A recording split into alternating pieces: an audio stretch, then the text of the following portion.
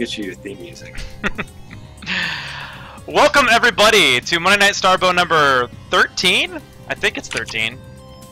Tonight we are having a special kind of night. We are having replay analysis with the Red Bandit. So everybody say hello to the Red Bandit. Or Red Bandit, I suppose. Hi everyone. You just call me TRB. That's fine. Yeah. I think I'd officially change my name to that anyways. No, yeah, until the point where nobody even knows what it stands for anymore, right? Yeah, sure. So what we're going to be doing tonight is we are going to be looking at a few replays, and TRB is going to be giving us some analysis. So if you are new to Starbow, or you know, you're just played a few games of Starbow, you're not really sure exactly how the matchups work, etc.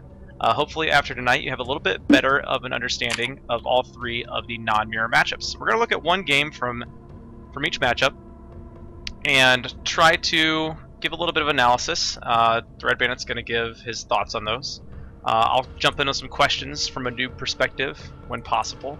I've played quite a bit of Starbow, but I'm not that good, so hopefully my questions can reflect maybe some thoughts that some of our newer players might have. But chat, feel free to jump in with questions at any time. We can always pause a stream and kind of take a moment and look at some questions and try to provide answers to those. So consider tonight not necessarily like a day 9 daily night, but something like that. You know, a little bit modeled after that kind of idea, where we look at a few games and try to break them down for you. So hopefully you enjoy.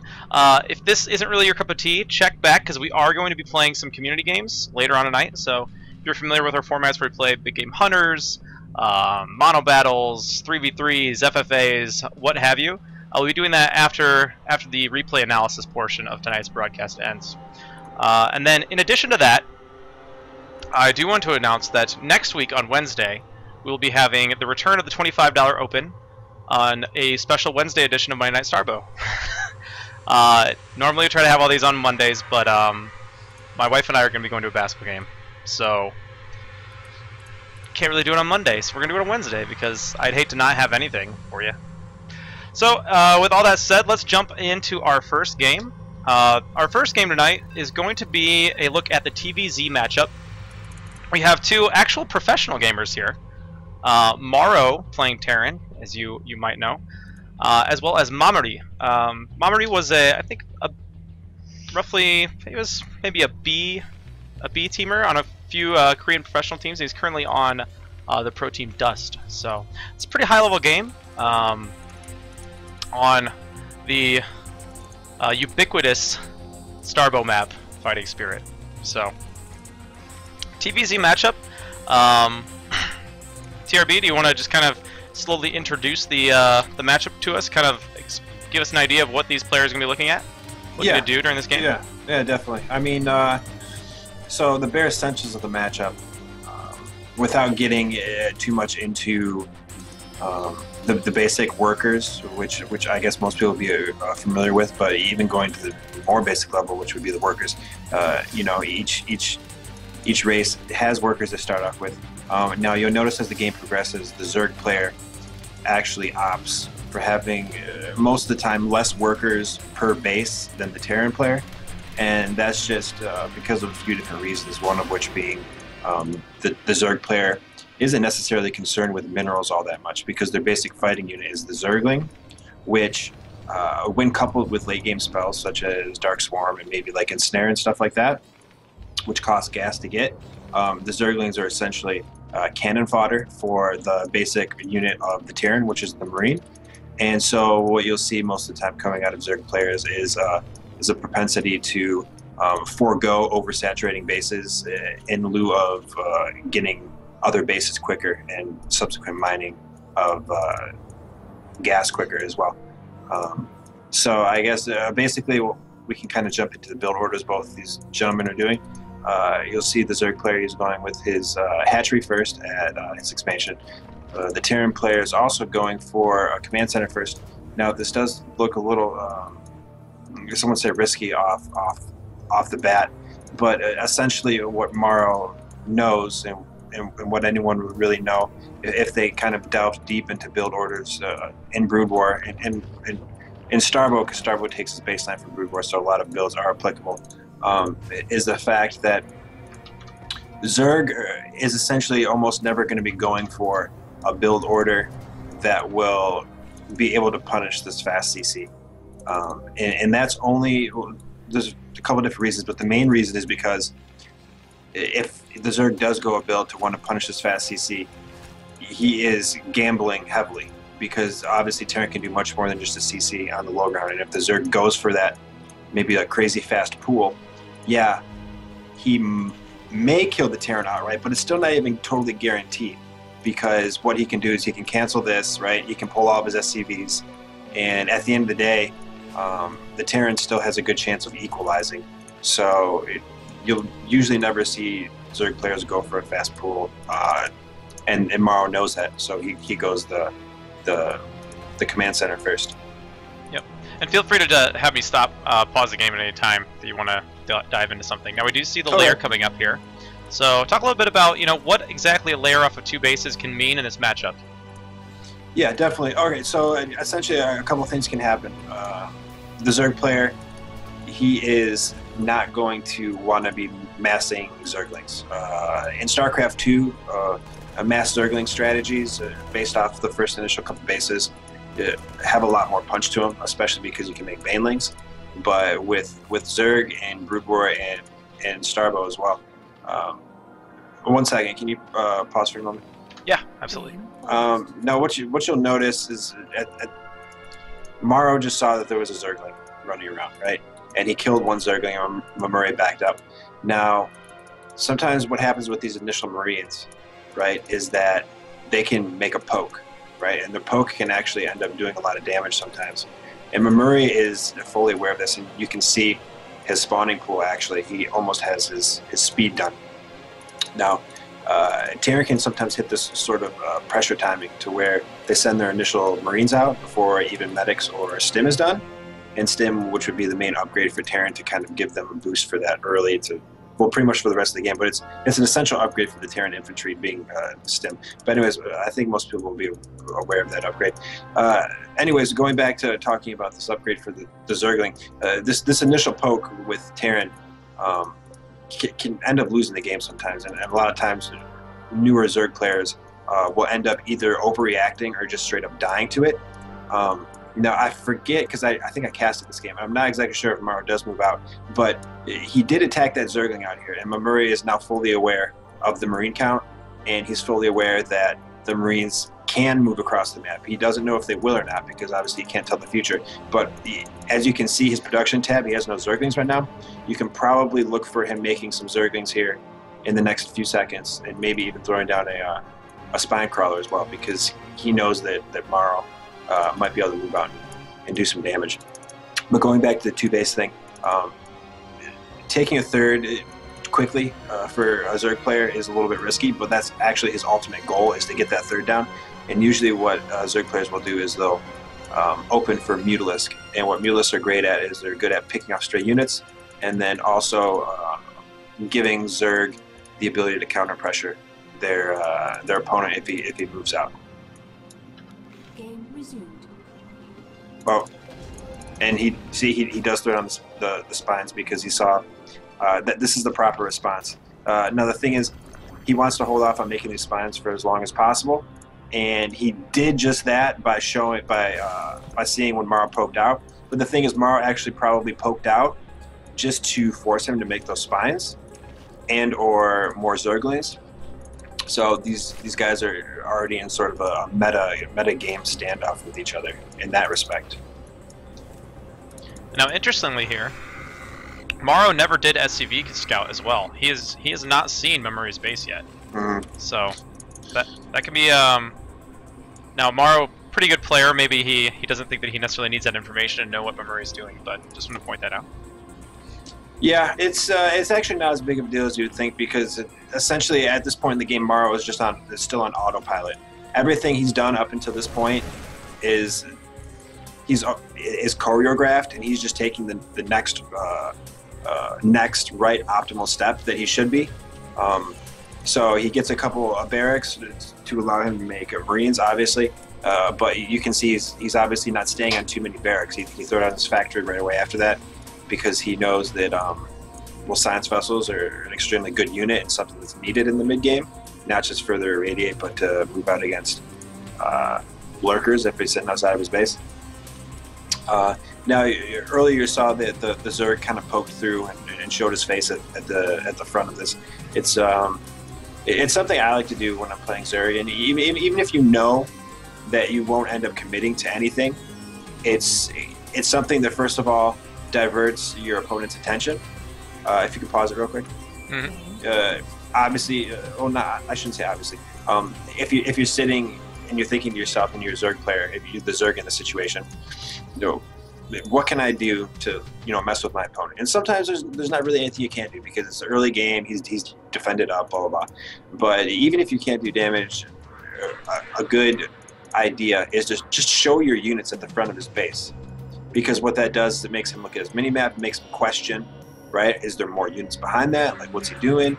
It has the ability to throw the opponent off his game, even if it's just for a minuscule amount. It's still enough to dive the advantage in your favor, because you can see this theme reoccur for all matchups and all RTSs, is that the advantage goes to the player. If both are equal in skill, the advantage will go to the player who's making the other person react to him more.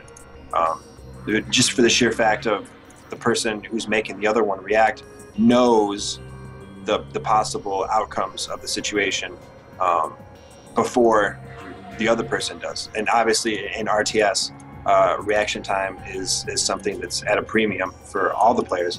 And so when you're forcing the other player to make actions based upon what you want to happen to the game, it has the ability to turn games around that you might not have otherwise won. So he's just using the battlefield and the units to his advantage.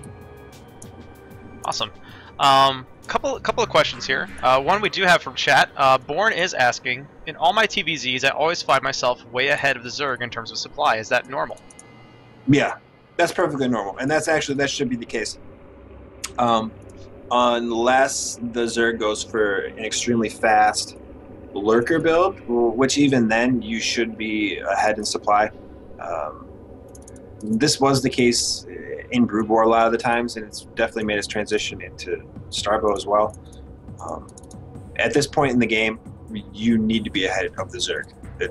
If you're not ahead of the Zerg at this point in the game, then you're doing something terribly wrong. Because, that's something I can't even really answer why it's because, but just all the games I've played and all the games I've watched, it's a trend that continuously shows itself. Gotcha. Okay. And then I have a question here. If you look at just Morrow's vision, now he potentially he was able to see this just off the spine crawlers, but you see that he has thrown up the turrets and he's got his marines in position. And he's ready for these mutas that are about to go. Now, is this something where, due to the lack of Zerglings and seeing the spine crawlers at the front, he assumes it's Mutalisk? Or could this just be something where now we have some context here. In the previous game in the series, he lost to a Mutalisk attack around this time. Is it just a metagame thing, or is he going off of that in-game information here, you think? No, that's a good question, and thanks for asking specific questions like this, because it gives me more of an avenue to talk about things. Now, yes, a little bit of the past game does have to do with his reaction at this time. But Morrow actually, he does have a Brood War experience as well, so he knows around about when muted timings should be happening. And for instance, we do know in this version of Starbow, it does have a 12.5% increased time element attached to a lot of things. But more than that, and so if that was the case, you would think to yourself, oh, well maybe Morrow, all of his builds would be thrown off from Brood War. But that's not really the case, because what Morrow's doing, and I think most of the time it's what a lot of players do, is they'll gauge what they do on the map according to their supply, right? According to how much it feels they're mining minerals per second, and their amount of army on the map. Now, the thing is, Brood War and Starbow are both balanced in a way to where if a player plays optimally, unless he's going for risks or unless there's some kind of crazy metagame that happens, metagame thing from either of the players, the game will go past the initial phases. There's no unit in Starboard right now that is just an aha unit and can automatically win the game. So going back to the original question, now, yes, Mauro did lose the previous game, right? And he knows that, all right, I need to adjust my build, right? So he has a baseline build, which is his expansion CC, throwing down barracks and then using the factory. Now, the only thing he's probably telling himself this game is that, hey, regardless of what happens next game, I'm going to throw down my turrets maybe like 30 seconds earlier, just to kind of give myself a baseline.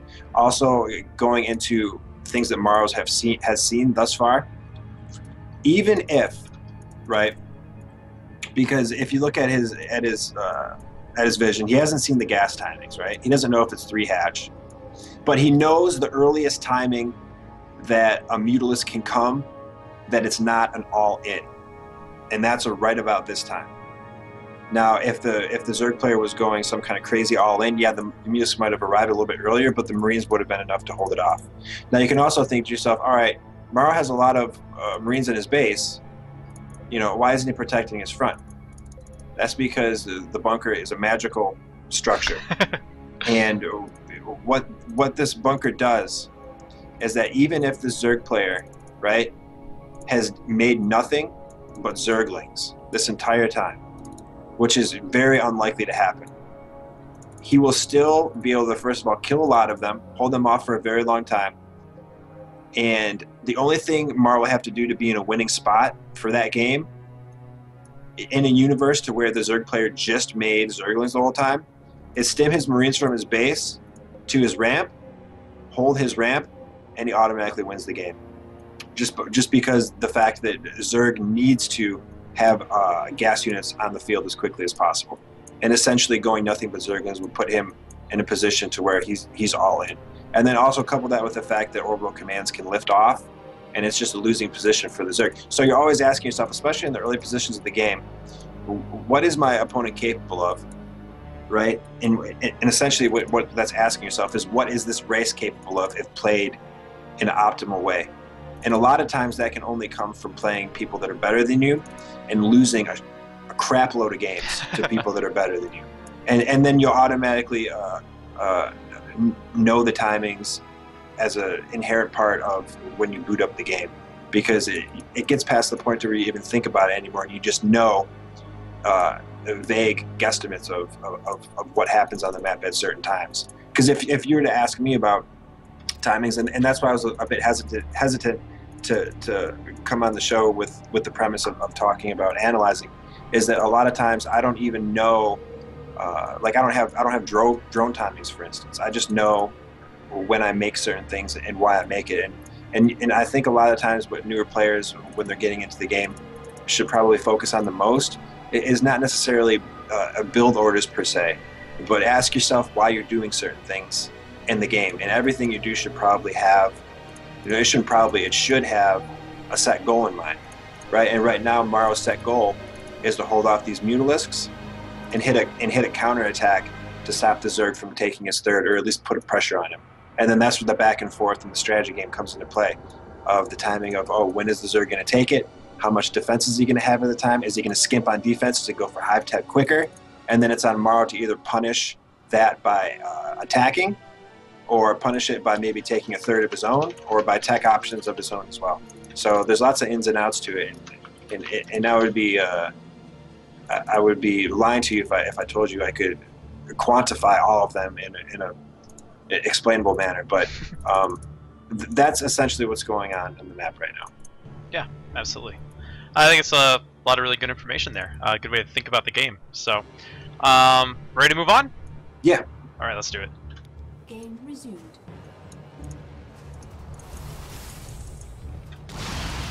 Okay, so what's our Zerg player spending money on? Now, you'll notice that the Terran player is still... Oh, and can you pause it real quick? I'm sorry. Yeah. We'll keep going. Now, I know most people are, when they watch this channel, or most Starbow things, it's mostly casting, but there might be some flashy things going on, and you might not hear excitement in my voice. It's because I'm just trying to pinpoint things that might be interesting to talk about. So this is a for people just turning in. This is more of a analytical look at a game rather than a hype craft type situation. Exactly. Okay. Want to keep going? Yeah. Okay. So you can notice that the Zerg player actually is not taking his expansion yet, and he also does not have a Hydra Den down. So what he's saying to himself and to the game he's playing, right, and to his opponent is that I'm going to do so much damage with these Mutalisks that I'm going to win the game. Yeah, you notice that he's been doing nothing but produce Mutalisks since this Mutalisk attack arrived. He's just now building a drone. Prior to that, there were 3 Mutas, and then got another 3 on the way now. So. Now, you can think to yourself, all right, there does become a point when Mutalisk production becomes inefficient because it hits a point of diminishing returns to where you could have been using resources elsewhere. It's just the way the Terran army is made in this game. Their basic unit, the Marine, scales very well the more you get of them, especially with medics. Now you'll see that these are actually pretty aggressive pokes that Mamuri is doing right now. And that's because he does have a lot of Mutalisks, and you can think to yourself, Morrow knows this as well. And if someone maybe in less of a experienced position were to be in Morrow's shoes, he might be getting a little bit flustered at this point because he's thinking, oh my god, I'm losing so much stuff to these mutas. You know, what am I going to do next? And then the psychology also is going to factor into a lot of what happens in the game as well. But he's well, obviously I don't know if he was calm or not during this portion of the game, but I would assume that he's probably pretty calm because he knows that the Zerg player is only making Mulas. There's no way you can have this many Mulas on the map unless you're strictly only making them. Now, if we look back at the Zerg base, he still doesn't have a Lurker Den down. He does have a few more Mutalisks hanging out, and I'll go ahead and say, well, he does have Morrow does have scan. He can scan and get information, but it's not always 100% certain because there could be buildings placed elsewhere. But he knows in a rough manner after playing Brood War so many years ago. And being an esports enthusiast, which I know he is, that if he sees this number of Mutalisks, whether it's in Brood War or Starbow, and he might not know that there's not necessarily a Lurker Den down now, but he knows it's going to be later than usual, right? You don't need to know certainties when you play a game like this. You need to know vague generalities. And he knows, in a general sense, if a player makes that many Mutalisks, the Lurker Den will be delayed by quite a margin. And so we can probably look to see him hold these Mutalisks off and then make a counter push onto the map and hopefully use that against the Zerg player. That's probably what's going through his mind right now. Yeah. And I want to point out also that Morrow, despite all this pressure with the Mutalisks, has done a good job of continuing to macro behind this as well as teching up. You notice that he does have a Radiate done now. He does have his Science Vessels on the way. Does have one already out and another one on the way. In the meantime, Mamori just now getting his 3rd finished. So, just want to point out the really good job that Morrow does in the face of all this pressure, because this is a lot of Mutalisk pressure. This is, what do we got here? 14 Mutalisks. That's a lot of Mutalisks. That can definitely, as you were saying before, a less experienced player could easily panic in this situation, but Morrow has done a good job of staying calm and continuing to stick to his mechanics and his basics. That's true, and even going into build orders real quick, try not to belabor build orders too much, but you'll notice that Morrow did go barracks, factory, right? And he went factory because he wants to get Science Vessels, and he knew this was his game plan from the minute the game started, right? Because you saw him, every move he made up until that point was for that kind of end goal of getting that starport and the Science Vessels down. Now, some players might favor making a bunch of barracks and not making a factory. What I say to that is that's okay, right? But don't be surprised if a player like Mamuri comes around, makes his Mutalisks, and just picks apart your army. And then you end up losing because you don't have an Irradiate to shoot these Mutalisks away. Because that's what you're saying in a game like that, to where you make just barracks and you forego your tech. You're saying that I'm going to make so many Marines that I am going to either go and kill you right away, which is essentially just a binary way to think about the game. Or you're saying, okay, I'm going to hold off this Mutalisk with just Marines and indefinitely, which is also kind of a losing proposition.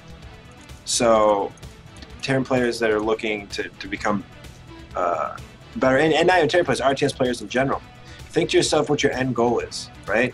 In a game like Brood War or Starbow, it's a little more, the builders I feel like are a little bit more nuanced in the fact of they have end goals attached to them that don't necessarily seem so relevant at the beginning stages of the game, but you can be marked assured that this science vessel on the map right now has been part of Mara's plan from the very get-go. Awesome, thank you. Mm-hmm. Oh. There's the button I'm looking for. there goes that irradiate. Yep. And yeah, the vessel did die, but it put a lot of damage onto the Mutalisks. And you also notice that there's another vessel coming out, and it's almost done as well. So even if Mamuri kept making Mutalisks, even if he had 20 Mutalisks, which Maro's army will probably be bigger as well, because no feasible way you could get just like 20 more Mutalisks. Yep, and we do see that extremely late Hydra Den coming down as well. So see how far behind that Lurker tech is going to be, and that will make a big difference here in a little bit in this game. Oh yeah, and so like we were saying earlier, is that the Terran, just the way the Terran is designed, they scale extremely well.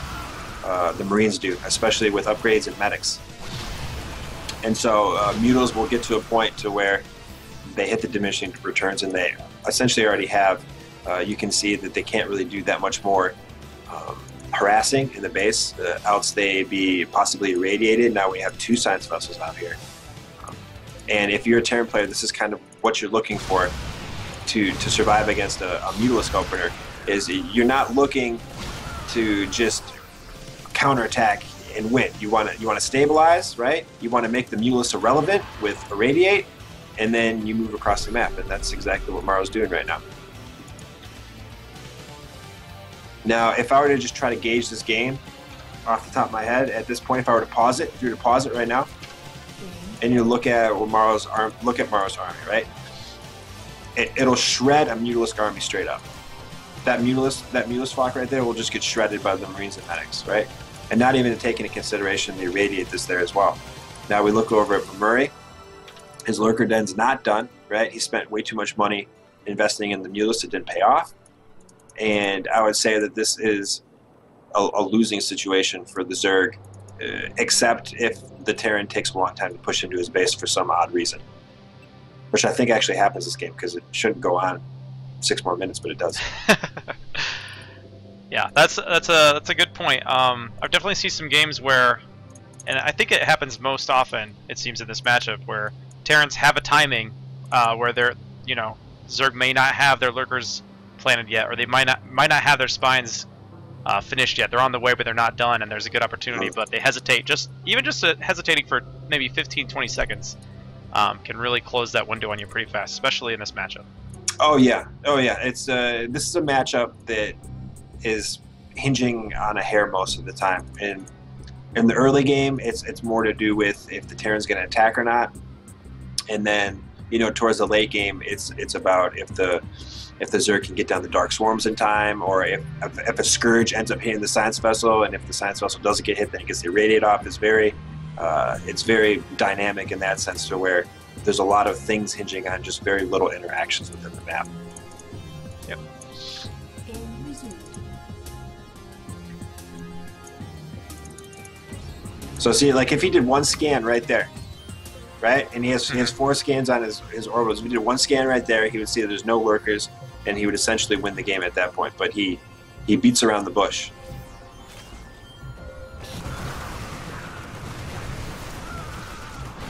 Oh, loses 1 Discourage. Happens. That was the one with the irradiate on it too. Now, and also, being part of the development of Starbow, I'll look at matchups and I'll think to myself, did anything happen in this match that would warrant possible balance issues with the game? And that you also have to think about how the players play the matchup as well, and then see if there's any trends going along with what I'm seeing. And when I look at this, I feel like it was mostly just because Murray waited too long to take his third. A lot of times games will just boil down to the fact that one player mismanaged his economy, and economy has to do with taking expansions, and that's kind of how I would summarize this game, is that he just mismanaged his expansion timing.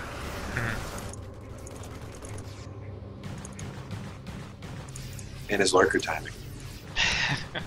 Yeah, that's you can see it as we don't have too many builds you would necessarily call all-ins in Starbow, but committing to Mutalisks for that long, not necessarily an all-in, but you have to do a lot of damage with it. Yeah. Right? I wouldn't even call it all-in, and the term all-in has from the Brood Wars days to the StarCraft 2 days has taken on a whole new meaning. Like the all-ins to the effect that they exist in StarCraft 2 didn't exist as much in Brood War, and for the most part, I usually would call it, just like you did, I would call it overcommitting.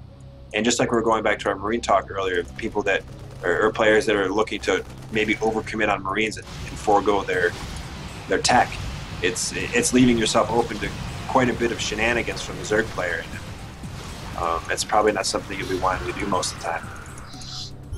And the same goes for the Zerg player, right? You overcommit on Mutalisks, and it'll open yourself up to some shenanigans from the Terran player, which is exactly what's happening right now. The shenanigans being that the Marines scale extremely well with the medics, and if you don't get the lurkers out in a decent enough time, you will lose map control, and you won't have a third to back it up, and that's almost always a losing proposition for the Zerg as well. Yep. And when I say things are a losing proposition, I would say, like, I look at it in the fact of like chess, for example. Like if there's two computers playing against each other, there eventually becomes points in matches to where if both sides play perfectly, it's unwinnable.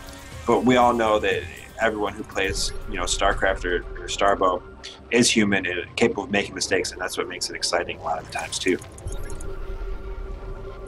Yeah, if everybody was perfect all the time, it'd be pretty boring to watch, wouldn't it? Yeah, that's for sure. And I really don't feel like there's too much more to talk about it at this point. Probably speed it up a little bit. Yeah, especially when Terran player gets that high of science vessel count in relation to a Zerg player who really doesn't have that much. And even if this attack would have failed and he would have saved the science vessels, again, science vessels scale really well too, because every time they get enough for an irradiate, it's essentially a one-hit kill. Mm-hmm. So, I mean, even the fact that there's 4 vessels on the map right now is going to be something hard to come back from a Marine, not even taking into account the 29 Marines that are in his base. Absolutely. So, any questions on that game from chat? I know that there was one question earlier Ejwoda had in regards to Mamari actually got Flyer Carapace first before attack. I guess he apparently disagreed with that decision. What is your perspective on that? I'm sorry, can you ask the question again? Mamari got Flyer Carapace before Flyer Attack for his Mutalisks. And Ejwoda disagreed with that decision. What is your perspective on that in this matchup?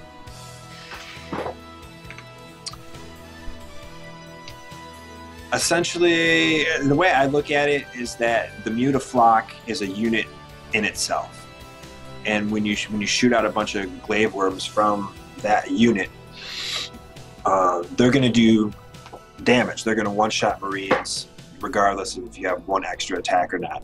Now, I understand there's times where that extra attack will help you kill a turret in enough time that maybe you won't get that extra turret hit off on a Mutalisk. But I think the logic behind it is that it helps you keep the Mutalisk numbers higher for a longer period of time. And it'll make it so that your overcommitment can be more forgiving since you're taking less damage. Okay, makes sense. So you're Yeah, saying that essentially that +1 isn't going to be as effective since you're basically one-shotting Marines with that Mutaflak anyway. So it's very true that the bigger that Mutaflak gets, of course, the scarier it gets. So keeping them alive is really important. And then also going into the late game, this is kind of just a little perk to it, is that +1 attack won't transition over to Overlords, and the +1 carapace will. So it'll make your Overlords a little more sturdy. And then also for Guardians, I don't think there ever comes a time to where the attack scales all that well. It's never like you can go from, you might go from like 4-shotting Marine to 3-shotting Marine possibly. When you have the medic heal there that long, it really doesn't make too much of a difference. But when you have that extra carapace, especially since I believe Guardians come with +2, I believe, that extra carapace really goes a long way when it comes to taking Marine shots. I had no idea that they had 2 armor to begin with. Yeah, especially if the Terran player falls behind in attack upgrades, right? And then all of a sudden you find yourself only taking 2 damage from a Marine. It's pretty good. Okay, here's another quick question for this matchup from Kyriak. What seems to be better, going for Vikings or Science Vessels first against Mutalisks? This could be a situational thing depending on what tech level you're at, of course. Yeah, as well. it can. And if I would say that last game, the Vikings are, I think, still has to be figured out a little bit more in Starbow. I would say just for the sheer fact of the snowballing effect that can happen with Science Vessels, that they are a better investment for your money. If you need to, I could probably agree with making maybe 1 or 2. But the problem with Vikings is that they're made in such a way that they benefit from a critical mass. And so when you make 1, you kind of want to make 2. And then when you make 2, you kind of want to make 4. And then when you make 4, you kind of want to make 8. And at the end of the day, you're thinking to yourself, well, I have 7 Vikings here, and are they really that much better than maybe 5 Science Vessels?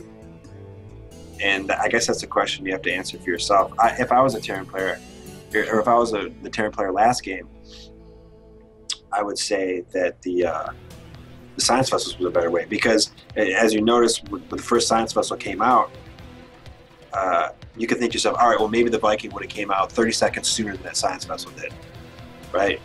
But that Viking could have easily gotten picked off by that group of Mutalisks and then gotten no collateral damage on it at all. That 1 irradiate from the Science Vessel can be a game changer, though. Yeah, so absolutely. That's what I would say if you're thinking about going either Science Vessels or Vikings. Yeah.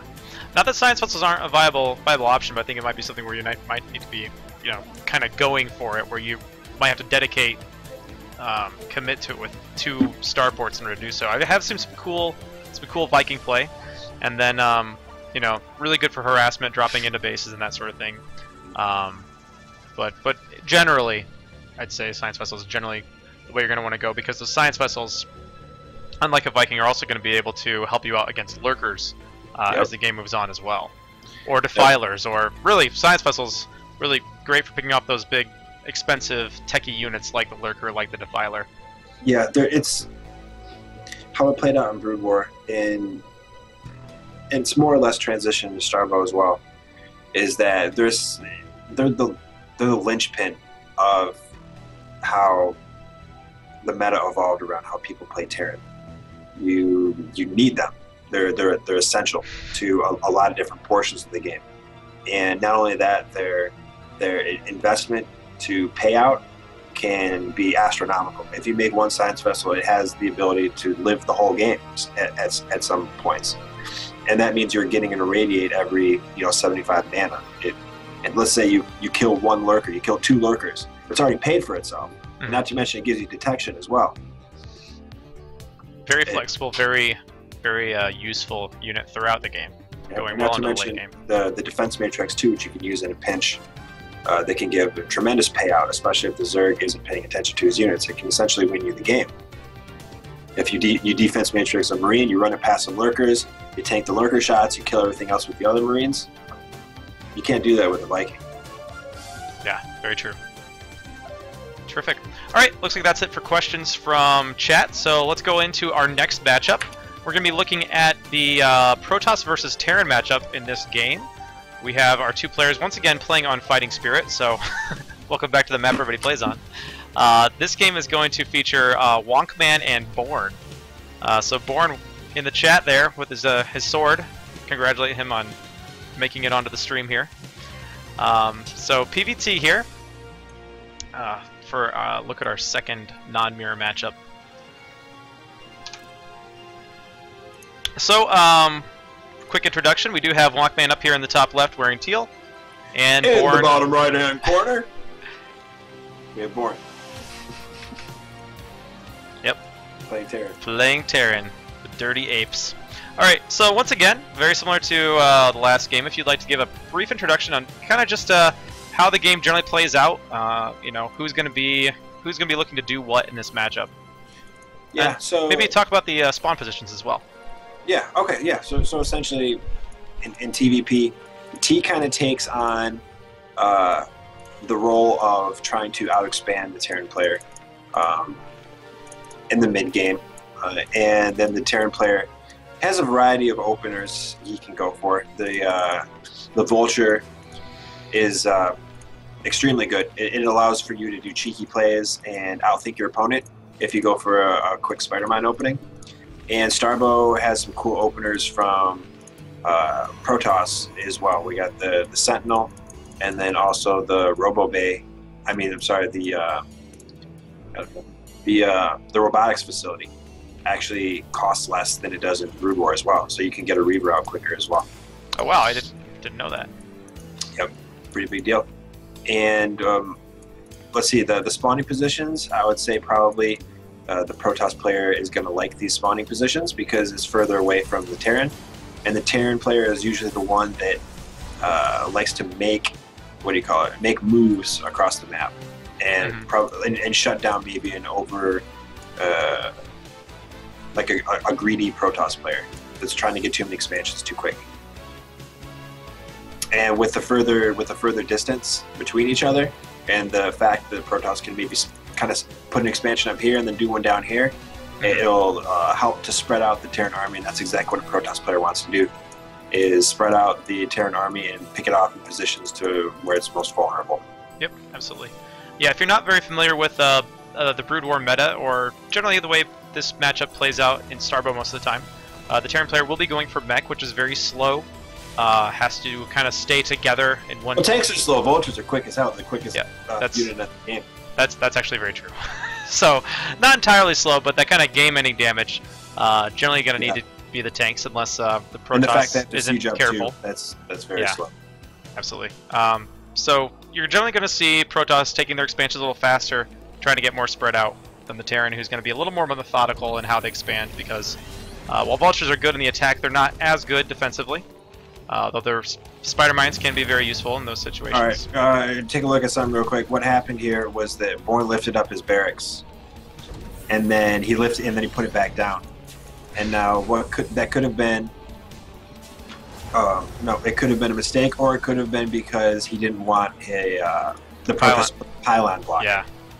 Now, if you play Terran against Protoss, you know about pylon blocking, and it is a bitch, because what the Terran player did here is he invested in the tech lab before the barracks finished in hopes that he could lift it off and do a quick low switch. Now, if he lifts it off and leaves room for pylon to go down, you then have your whole build messed up, because now you either have to sit there and attack down a pylon with a Marine, which is going to take forever, or you have to just go and try to make a new tech lab somewhere, which is... and the way I look at it is that money at the beginning of the game is astronomically more valuable than money at the end of the game. So any little bit that you can throw your opponent off in regards to resources can give you dividends through the rest of the game and lead to a win at times. Now what Wonkman did is he went for range first, and one gateway into Nexus, which is a pretty safe build, especially for what he scouted. He didn't see any like triple racks or any like double factor or anything like that. And the way he's going to use his Dragoon here is that it can outfire the Marine. So if the Marines walk up too close, he can fire on that. And then if for some reason the Terran player is starting to move across the map right now, he could use his Dragoons to just kind of pick apart the tanks on their way across the map as well. And tanks being a pretty heavy resource for the Terran player at the beginning of the game, he doesn't want to lose tanks like this, because what he's going to want to do in a few minutes from now is forego tank production and start vulture production. And if he loses these tanks without any like payback for him, then he's going to have to keep making tanks after tanks. And eventually, as a Terran player, you're going to want the vultures as well, because they pack a huge punch and give you some map control that's really needed in this matchup. Yeah, you see Walkman losing all the health on both of those Dragoons, so I'm sure he didn't want to do that. But he is getting up his Reaver tech. See that? He is going for that 2-base Reaver. He had a huge investment in infrastructure there. He probably wasn't expecting a push to come this soon. But as long as the Protest player is playing somewhat carefully, you can expect this type of push to really not do anything. And actually, I'd venture to say that Born should probably have moved back after that push and just been happy with maybe forcing some more Dragoons out of Walkman than he wanted to make at the time. Yeah, and siege mode did finish up right around the time that was happening, so could have maybe been a little more patient with that and been able to actually get a bit of a siege up, at least with one of his tanks. Instead, they both fell without doing any of that tasty splash damage. Yeah. So we do see the shuttle coming out now. The Reavers, you want to explain a little bit of what Walkman's looking to do here with this Reaver pressure? See, he is going to go ahead and take the third here. Yeah, he's going to take this across the map, right? He's going to look for pickoffs, look for SCV kills. Now, the Reaver tech is good, but it's not game ending, or it shouldn't be game ending. Now you can see a couple turrets placed down is going to be plenty enough to kind of shoo away the War Prism if need be, and then kind of sieging up a couple siege tanks here and there is going to be perfectly fine. Now the main thing behind this is what Wonkman's thinking about is he's getting his third behind it. So this is a common theme you'll see in essentially every RTS, is that while you're pressuring, you're expanding. And pressure essentially translates to you exerting your will upon the enemy territory. And when you're doing something like that, you're always going to want to look to make moves on different parts of the map as well. And it doesn't look like this is going to do much, actually. Yeah, really well defended here. Yeah. Born had plenty of turrets and plenty of tanks and Goliaths. Ooh, gets a few, gets 3, but not as much damage as Wonk was surely looking to get there.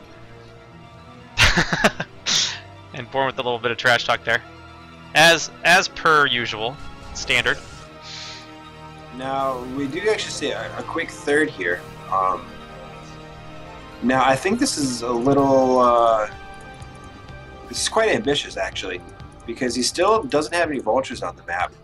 And these Dragoons, if he knew this was happening, could very well put an end to this heavy investment from the Terran player. 400 minerals at this stage of the game is not something light, especially if you get the expansion denied. And I feel like this is a little bit too much of an optimistic play from the Terran, because he's essentially relying on his opponent to not play good. And I'm not saying these players aren't good. I'm just saying you shouldn't incorporate strategies that rely on your opponent making a mistake. Because if Wonkman knew this was happening, boom, he would have had all of his Dragoons there in a jiff, and there's no way that the siege tanks would have gotten in position. Yeah. And even if he tried, right, even if he moved like 6 siege tanks down there, then oops, there goes your main base. So there should have been no way that this expansion got up. And if Wonkman ever watched the replay to this, you could probably bet that from now on he's going to be making a note to himself to be more adamant about checking for quicker thirds. Yep, now we do have another prism coming in here. See what kind of damage you can get done here. Drop the Zealots first, of course. bit more damage. That was juicy. Got a nice hit there. Back up to 10 workers killed now, so he probably got about 6 or 7 in that hit. Now, it's going for plays like this is good. There's a high risk, high reward with the Reaver at this point in the game. It's a lower risk the earlier you make it, obviously. I shouldn't say obviously. It's a lower risk the earlier you make it, because you have the opportunity to do much more damage. Because, like we were saying earlier, resources mined at the beginning of the game are much more valuable than later. Mm-hmm. So killing SCVs earlier has a much more higher impact on the game. But you can see Wonkman's army is a little bit smaller than he would probably have it if he didn't go for the Reaver. Oh. So especially when something like that happens, you could be more susceptible to quicker counter pushes. Mm-hmm. And we can also note that the Terran player, right? He does have low gas, but he also, his minerals are shooting up there. And that's just because probably he might not be as used to doing this build as he might like, because you would definitely want to have all those in an optimal world, right? You would want to see all those minerals in his bank right now. Be vultures. Be right? vultures. And if that was the case, he could actually probably be making plays to possibly even ending the game. Yeah, and like imagine if these 2 vultures in the 3rd or the 4th, I guess. If they were 10 vultures, how many more probes would have gone down there? Yeah, exactly. So that could just be a bit of a macro slip up, a little bit of an infrastructure problem. You do see that he is adding on 3 more factories now, whereas he was working off of just 3 factories earlier. So just somewhere, little things to smooth out. And don't let it sound like I'm criticizing. I am much worse at adding on my production facilities than Bourne is, I'm sure. So and things we all can improve on. Touching on upgrades real quick. In Starbow, with the fact that we might as well watch what's going on in the middle. Well, we can always pause it if you want to talk about that. Okay, yeah, pause it for a second. So since there's unlimited unit selection in Starbow, it automatically makes gateway compositions, I don't want to say better, but easier to execute. Because in Brood War, for example, you would have to move 12 of your units at a time if you want to do anything. And then if you ended up moving, 5 control groups of 12 units into an engagement and then all of a sudden realizing, oh god, this was a bad idea, you then had to take the same amount of time to move them away, while also subsequently taking heavy shots from siege tanks, right? But in Starbow, you can engage and disengage at the whim of just one mouse stroke. So what that does is that directly buffs gateway compositions.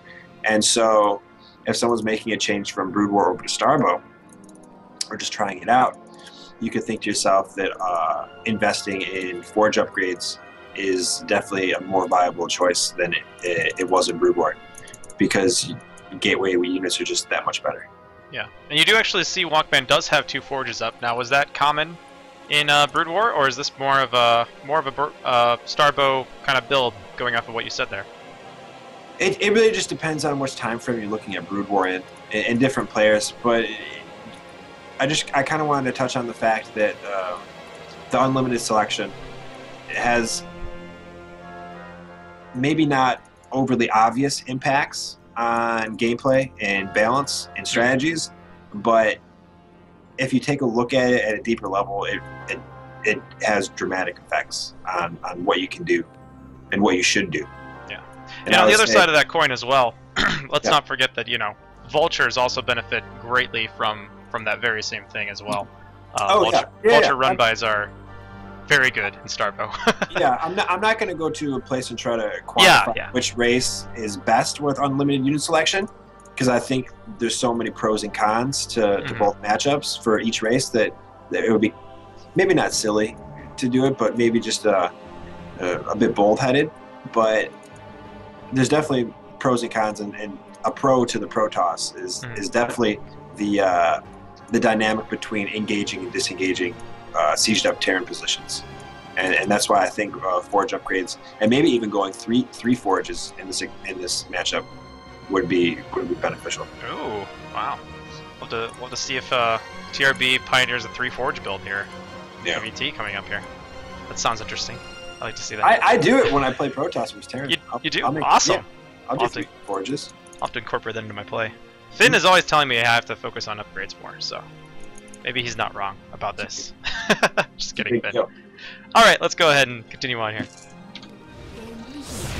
Now, if I were to say anything about this game real quick, it's that both players are pretty good players. They both have the general feel of what should be going on in this matchup at any given time. And the one thing is that, and the Terran player probably knows this if he looks over the replay or whatever, is that if you get a third that quick, you need to be ready for the influx of minerals. His mineral count's been over 2,000 for quite a long time now, and it's not as big of a deal as people make it out to be. It doesn't mean you're a bad player. You're a sub player. It's very hard to macro. Macroing in this game is probably one of the more difficult things. It's a little bit easier than in Brood War, but gauging when you need to put on extra infrastructure can be challenging at times. Ooh, a lot of big mine hits there. Oh, and a few that don't go off. This is cool. Now Born did get that dropship upgrade, which allows him to pick up siege tanks. Oh, he did? Yeah, he used it there. That was pretty neat. Starbo had it first, everybody. That's true. So pretty cool little drop harass here. You see that instantaneous attack of the tank coming in useful. So he's able to delay that 4th from coming up for a while, or 5th, I guess. Let's get it right. Yeah, but it's 5th. Now, dropships in Starbo rather than in Brood War. Here's a pretty big difference is that they have the Ignite Afterburner, and so you can scooch them around the map a lot quicker and be more mobile with them. And then also you can pick up the siege tanks. So that is something that is a lot different than Brood War, and it leads itself to opening up more options for the Terran player. And so I think maybe around this time in the game, I would always like to see a Terran player have a few dropships to make use of that. Yeah, as a Protoss player in this matchup, drops can be very frustrating to deal with because a lot of times you don't expect them to come. Now, this is a nice siege position here. You see Born also trying to get a little bit of a supply depot wall here. Very good that he was able to get into this position without Wonkman catching him on the move there. Yeah. And you'll see a recurring theme with this matchup and all matchups, really. Intel is, aka map vision, is such a precious resource. And it is a resource because it's not given to you freely. It's something you have to work for. And the better player you play against, the more he'll have you work for it. But as you can see, if Wonkman was a little more privy to what was happening over here, he could have cut off or at least made a stand and made the Terran player work more for his advancement across the map.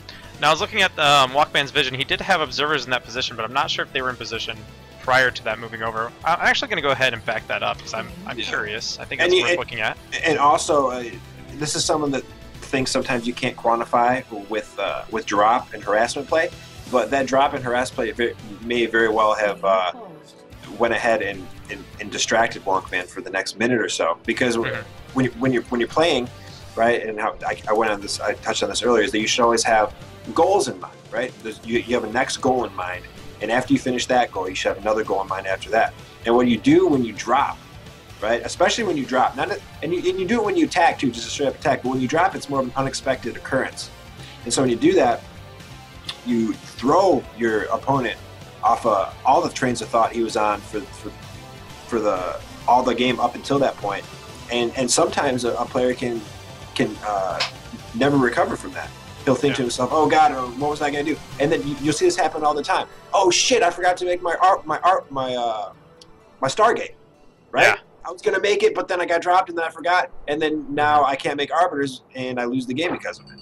Yeah. So no, that's something that I experience frequently as a lower level player. you know, especially getting dropped or harassed or having any sort of attack come in, it does definitely throw me off. If I'm left with my own devices, I can play quite well. Yeah. But you can easily be distracted, forget to make pylons, forget to make tech. And even touching on to anyone who's playing or anyone who's watching and kind of wants to be a better RTS player in any game, in any title, it's do harassing plays, right? Exert your will on the map in places that you aren't expected. And even if you don't do a lot of damage, there still might be damage done that you can't see and that you might not see until the end of the game when you win, right? Because you can go back and look at the replay and be like, oh, well, he actually, for some reason, he forgot that upgrade right there. And maybe he forgot that upgrade because you did that drop on his Nexus. Yeah. And I think important to just looking at the situation, we do have, you know, that the drop is finished. The tank and the medevac are over here, or the drop ship, I mean, medevac, over here on the right side. I do see the Walkman does have this vision, but that tank drop and those vultures have pulled a big portion of the Protoss army up to that 5th. And so, even if Walkman does see this tank force moving out, it might just be simply a matter of him not having the units he needs to really shut it down on its way over there. So let's take a look at this and see how it plays out. Let's go to watch it from Walkman's vision, actually, just to kind of get an idea from that. So yeah, let's do that. Game resumed. God, he actually might just. Wouldn't that be hilarious if he went right around that fog and he didn't end up seeing any of it? That would actually be pretty funny. That's actually possible. He might not see it until it gets to that next observer. Okay, few units coming out. Okay, he can see it in the minimap. Just might not take note of it. He's busy chronoing every single gateway he has. Wait, how long ago did the drop happen? It was probably just maybe 15-20 seconds before we started playing it again. That's exact. And if you look at his, he did see it just then. He noticed it. Yeah, the drop definitely paid for itself, even if it didn't kill that much stuff. And that's what in the race of Terran is more so built around that fact. And I would say if you're a Terran player, you should always be making room in your play, even if your macro suffers a little bit, to be making plays such as that, like throwing a dropship here, throwing a dropship there, seeing if you can kind of throw your opponent off your game. Because I think more than anything, Terran is a race that needs to utilize those tools that they have at their disposal in order to really put their advantages into game-winning positions.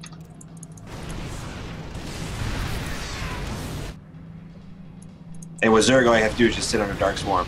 No, it's much more complicated than that. Yeah, Dark Swarm is good though. It's a good spell. Right, pretty useful. Okay, Yeah. so Walkman now, you know, he is losing his base. I think he was able to get decent number of his probes away, but not all of them. What do you think would be a good direction for him to go from here, realizing that, you know, well, he may not realize it, but Bourne is taking some more expansions. He's kind of secured his half of the map at this stage. Well, What's a good route for him to go from here? The thing is, the Walkman, he doesn't have Arbiters out yet. And going back to what we were talking about earlier, he actually may very well have forgotten to make his Arbitral Tribunal because he got dropped on, which is funny enough. But when you go when it's 21 minutes into the game and you're going for a pure gateway composition, you can't let the Terran split the map like this. It's just, it's not a viable way to go about winning the matchup, because especially if you don't have Arbiters out, there's no way you can pressure anywhere except the places where Terran are best at defending, and that's the choke points and the rally points he has set up. So I would say that Walkman, and if he goes over this replay, he'll probably concur with me on this, is that his major mistake was just letting that Terran get over here and then subsequently up to his expansion and then split the map. And this is a matchup where the Terran player will be, at this point in the game, be pretty all right with splitting the map as long as he can get in position and make some favorable trades for himself. Yeah, generally in this matchup, Terran is going to be slightly more cost effective. Now Walkman, he is going to move in here, and he knows that he can't let this map just get split without any kind of contention. So he's going to go ahead and move around. Now I would say for the Terran player, if we're going to put on our critiquing shoes, is that when you see the Protoss player just move around in the ball like this, right, you got to try to make stuff happen elsewhere. I know the cannons can be a bitch to vultures late game, right? But like this right here, easy money right there. Utilize that ignite afterburner on your drop ships, and start poking holes in different places. And then also, right, if you're constantly making drop plays like that, you might eventually get to a spot to where you can kind of move up on that Protoss army in the middle, siege up the tanks, and get maybe 2 volleys off that he wasn't really necessarily watching. Yeah, distract him in that way. Mm-hmm. So yeah, 2 tank volleys can be like can be the difference in the game, honestly. Yeah, it can. Tanks do a lot of damage. So we do see the that Arbiter tech is on its way. We do have the stasis field on the way. Now, has he gotten recall yet? Yeah, he actually went recall first, and you usually see stasis first. So, for what reasons can you think that Walkman would want to go for recall first? Because maybe the Terran has split the map? Would that be a reason for him to do that? He wants to. He probably wants to be able to divide up the map a little more to kind of spread out the Terran if he can. If you could get an Arbiter in the main base, not only is that an army in his main base, which is a huge deal in itself, but it also necessitates the Terran player really moving almost his entire army back to defend it. So that can be some pretty. Oh, we got some drop play going on here, which is something I'm always a fan of. Oh yeah. I think that Starboat players are getting better and better at incorporating these types of these plays into their game. Yeah, got quite a few SCVs there. I mean, it's essentially what boosts up your skill to the next level. Is like, yeah, you can do build orders and stuff, but can you on the fly make the right decisions and put pressure on your opponent? And if you can do that, then you know you're making the next step up in your being competitive. But if you're kind of just doing the same thing every game, you might want to think to yourself, what can I be doing different? But yeah, we essentially have a, if not maxed, almost maxed versus maxed army here. And this is kind of going to come down to probably some Arbiter recalls, and if they get off or not, because I know there were some science vessels on the map right now too, which is something I think is mandatory in all late game PvZs, and I'm glad Bourne went ahead and picked some of these up. Yeah, science vessel. Those EMPs are really crucial in preventing those Arbiters from getting their spells off, because Arbiter spells are really, really good. Wow, that's a lot of turrets. Yeah. At this point, I would have liked to have seen Bourne's gas go up sooner. At this point in the game, especially looking at his bank, gas is at a premium. It's not the minerals. And even if it means delegating some of your attention away from your army, and it means you losing some vultures or some tanks, goddamn, sometimes it's all right, because you need to get that refinery up. Yeah. Now we do have two Arbiters coming into the main here. Just have a couple turrets. So, the Terran army is not exactly in the main, though he does have pretty sizable force outside of the natural. So we'll see how well he can respond to this and see how much he loses to it. Game resumed.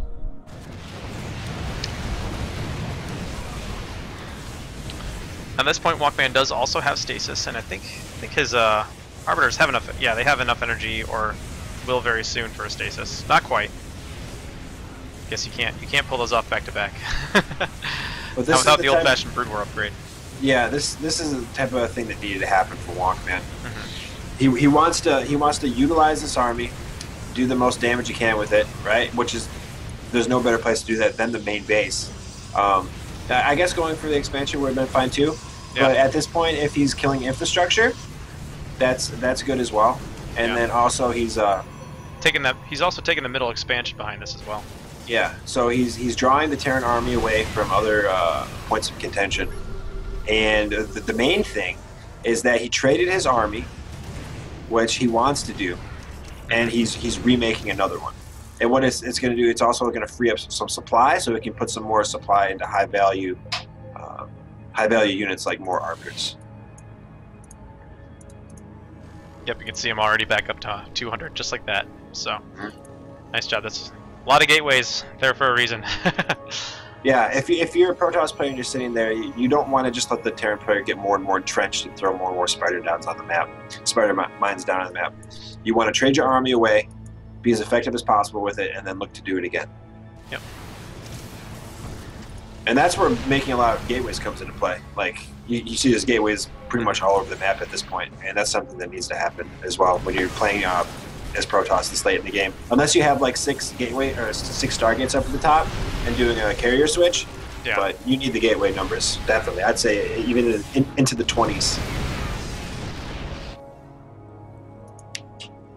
And I did see that those both of these arbiters were actually on the opposite side of the map from where this push was coming, so it took them a while to get over here and get their spells off. At this point, we do have, you know, the minefields are up, the tanks are in a good siege position with a really nice spread here. Bourne does a really nice job of spreading out a big number of his tanks here. Now, a big clump did get stasis, but that spread's going to help him a lot.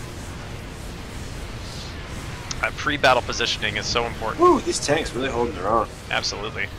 +3 attack tanks, baby. Yeah, now, if you notice the attack timing that Bourne chose, he held off his base, right? And he knew that he had a window of opportunity. He knew that if he attacked right away, it would be more or less on his terms rather than Walkman's terms, because Walkman was still kind of trying to remax his army, sort of get in position. But even by the time Walkman was remaxed, Bourne was right about here or so, right? Mm-hmm. And so he could siege up in a position that would necessitate Walkman to engage him, and then make a favorable trade in regards to map position as well as units. Do a little drop here coming from Walkman and try to get some storms off. See if he's able to successfully do that. In the meantime, Wonky is going to try to clean this up in the top right. Oh, and that's what that turret wall there is there for. So, no storm drop for you. So, and this is talk a little bit about that. Now, this may seem like a ridiculous number of turrets, but you know, might be overkill. But is it necessarily a bad thing to build so many defensive structures this late in the game? At the point he made them, it was not an unwise choice. It was perfectly fine. I would just say that he actually forgot a little section right there. Yeah, because one thing this does allow him to do, you know, he's not going to necessarily have to worry about arbiters or drops coming into that base. Yeah, it's very precarious holding on to a 4th and 5th for Terran, especially when arbiters are on the field. You're going to want to overmake defenses just so the fact that you can hold on to that gas, because the gas is really the main player here. Yeah. And if you can hold on to it, then you'll be in a great spot for the rest of the game. And that is an important thing with Starbow. The defensive structures are stronger than I'd say they are in SC2. One big mantra you have in SC2 is, you know, make as few defensive structures as you can, make fighting units, and especially once you get into the mid and the late game, that's not always necessarily true, at least not in Starbow. Building a lot of cannons, building a lot of turrets, spines and spores, etc., do allow you to, you know, maybe not have to worry about being in a certain part of the map because the game is so positional. If you can cut what you're defending with your units down in half, because importantly, defensive structures don't cost supply either. You know, and you have so much money in some stages in the late part of the game that really, players really shouldn't shy away from building those defensive structures. StarCraft 2 is a little bit of different of a game in that sense, where you don't see a whole lot of that. Now you do see it in some matchups, you know, with the. Hey, look at this! Look at this Dark Templar we got over here. Oh, nice. Just keeping his worker line clean. Out. All right, so what's going on now is that the Terran player is really kind of having his run on this bottom left-hand side, and this is not good for the Protoss player. Actually, ever since the recall in the main and then the subsequent battle in the upper right-hand corner, it's been going. The chances of Walkman winning have been dwindling quite a bit. If I had to go back in time and point to anything in particular, I would say that Walkman waited too long to try to make trades with his pure gateway army. And what he could have done differently has been more aggressive with his expansions to force the Terran player out quicker, so that he could go ahead and try to use some maybe positioning to get a better jump on his opponent. But he kind of waited a little bit too long in that regard when it came to taking the map, and I think he paid for it in the end. Yeah. Really well done. And I would even go back, you know, from those trades and that sort of thing, and go back to, you know, what we talked about before with that drop and maybe distracting Walkman, getting into the siege position. I'd say that really put Born in a really strong position from that point in the game, because behind the siege position, he was not only able to take out an expansion of Wonkman, but he was able to expand behind it and get this bottom left, and really getting that siege up was really critical. Yeah, and like I said again, the Terran race is more so about plays like that. It's okay, more so for a Terran to kind of let your macro slip a little bit if you can get those cute little plays in there. It's a little less for a Zerg player, I feel, just because first of all they have less high impact dropping abilities in like the mid game versus Terran, because you're going to be opening Mutalisks, and then you gotta, if you even want to get dropped, then you gotta upgrade the 2 Overlord arrays, blah blah blah. But anyways, it fits into the Terran playstyle, it fits into the economy, and just the way the race is built in general. So I think the reason Born came on top definitely wasn't because of his macro, because it was slipping there like we saw quite a few times, but it was his more ability to gauge the field and assert his position on the map in ways that would be beneficial to the trades he ended up getting. Absolutely. All right, cool. Anything else about that game you wanna point out, or any questions from chat? Let's see if we have any questions over here. Born saying that you're on top of everything and 100% knew what he was thinking during that game. So, some solid analysis. I told you the Red Bandit knows what he's talking about. Come on, everybody. Okay, Kyriak, is that you do have a question? Okay, here's a question from Nukuj. In late game, 4+ bases, should Terran split the production to different bases? Born had almost all his factories in the main base, and it creates vulnerability to lose the game. Or is it a good bait for recall? Ooh, that's a very good question. It's very high level. I would say that you couldn't really accurately gauge if you could be in a spot to bait them based on when Born made the factories. I know I kind of ended up working out, but I don't think you could sit back and plan for that type of situation in the game that we just saw. I'm not saying it's not possible. I would probably like to see more spread out production, especially when he started to get that stronghold in the bottom left hand corner. It probably would have been good to make a couple factories there and just make tanks, just to kind of solidify the position. Yeah, because then you're able to just walk those tanks right out from that base, as opposed to having to walk them all the way across the map to get them into that defensive position. Yeah, because at that point, unless some catastrophically bad engagement happens, it really won't matter if you lose your positioning in the bottom right-hand corner, because you can, if worse comes to worse, you can just lift it all up and go to the other side. Yeah, it's going to be a big setback, but as long as you're getting stuff done on other places in the map, it's not the end of the world. Because you know he's going to be down in bases too, and then at that point, it might become a war of attrition. Yeah. But I would say the only reason I would say I would like to see more production in the bottom left-hand corner of that game is just for the sheer fact of easily putting defending tanks there, and then also having a little bit more of a backup, like proxy base in case your main fell. So yeah, I probably would have liked to see it spread out just a little bit more to give him more of a cushion for some errors he might have had during the game, but it ended up working out for him that time. Yeah, really good question. Thank you, Nukuj. Nukuj. I have no idea. It looks kind of semi-Japanese, and I don't know how to say it. There's another question. Against Born composition, what could have worked? Now, the thing is, Wonkman delayed Arbiters for quite a long time. And usually, if you're delaying Arbiters or any kind of late tech, you want to be making more expansions. I think he got complacent on his base count and wasn't aggressive enough with his acquisition of new bases. Because essentially what you do when you take new bases is you're telling the Terran player, like, hey, I'm a ticking time bomb. If you don't come out and deal with me, then you're going to have a lot more problems on your hand. And that's where a mass gateway composition shines, because you can keep making trades, but just as long as you're holding on to the extra bases you made, you're fine. And I think Walkman should probably have gone for more expansions. And honestly, in that situation, it'll be okay if you throw down a couple extra expansions and one dies. At least you got the other one, and you made the Terran player move out and not get a 200 or close to maxed out mech army, because that can be more difficult to deal with, especially with how late his arbiters were. Yeah, I think you know, that's definitely something that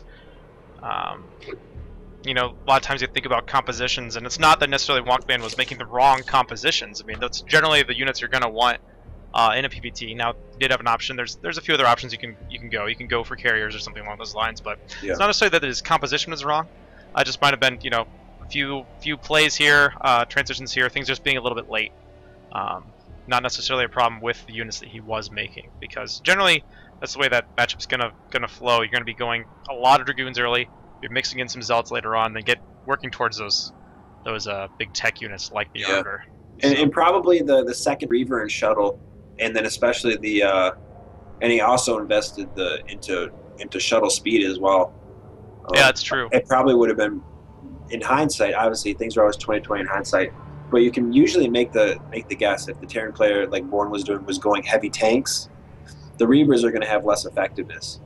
And if Walkman would have used those resources to put down another Nexus in the upper right-hand corner sooner, I think it would have paid dividends for him. Yeah, and importantly, that second shuttle with that other Reaver, I think he only got one shot off. Might have gotten 6 or 7 SCVs, but then did die in the third without getting another shot off. Died in Bourne's third. So little things here and there. Overall, though, good game. So thanks for sending me the replay, Bourne. Okay, terrific. All right, Kyriak, good night. Thanks for watching.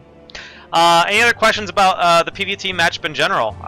This was an example of Protoss vs Terran, where the Terran is going mech, which is generally what we see, but we do see some bio plays sometimes, so not as often, so we don't know exactly how exactly that matchup is always going to play out. Especially in the test map, we do have the Herc, or the Merc, or whatever he's going to be called. We'll likely be making it over to the live version soon, so we might see some more bio play in the future, but generally that's a good example of how PvT mech style play is going to be going. So I actually think it's going to be called the Dirk. The Dirk.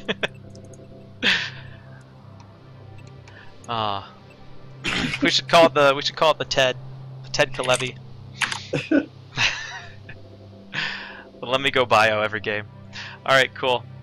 All right, you're welcome for the answer. Okay, I guess we'll be moving on to our final matchup here. Go ahead and get out of the replay here.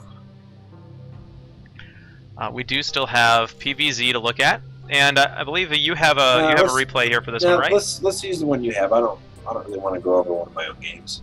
Okay. All right. Let me see. Which one was it that I had here for that? Because I've seen those ones before.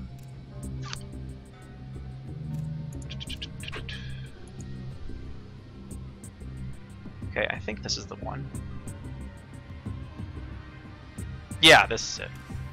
We're gonna see Wonkman again. You can never get enough Wonk in your life. You can't.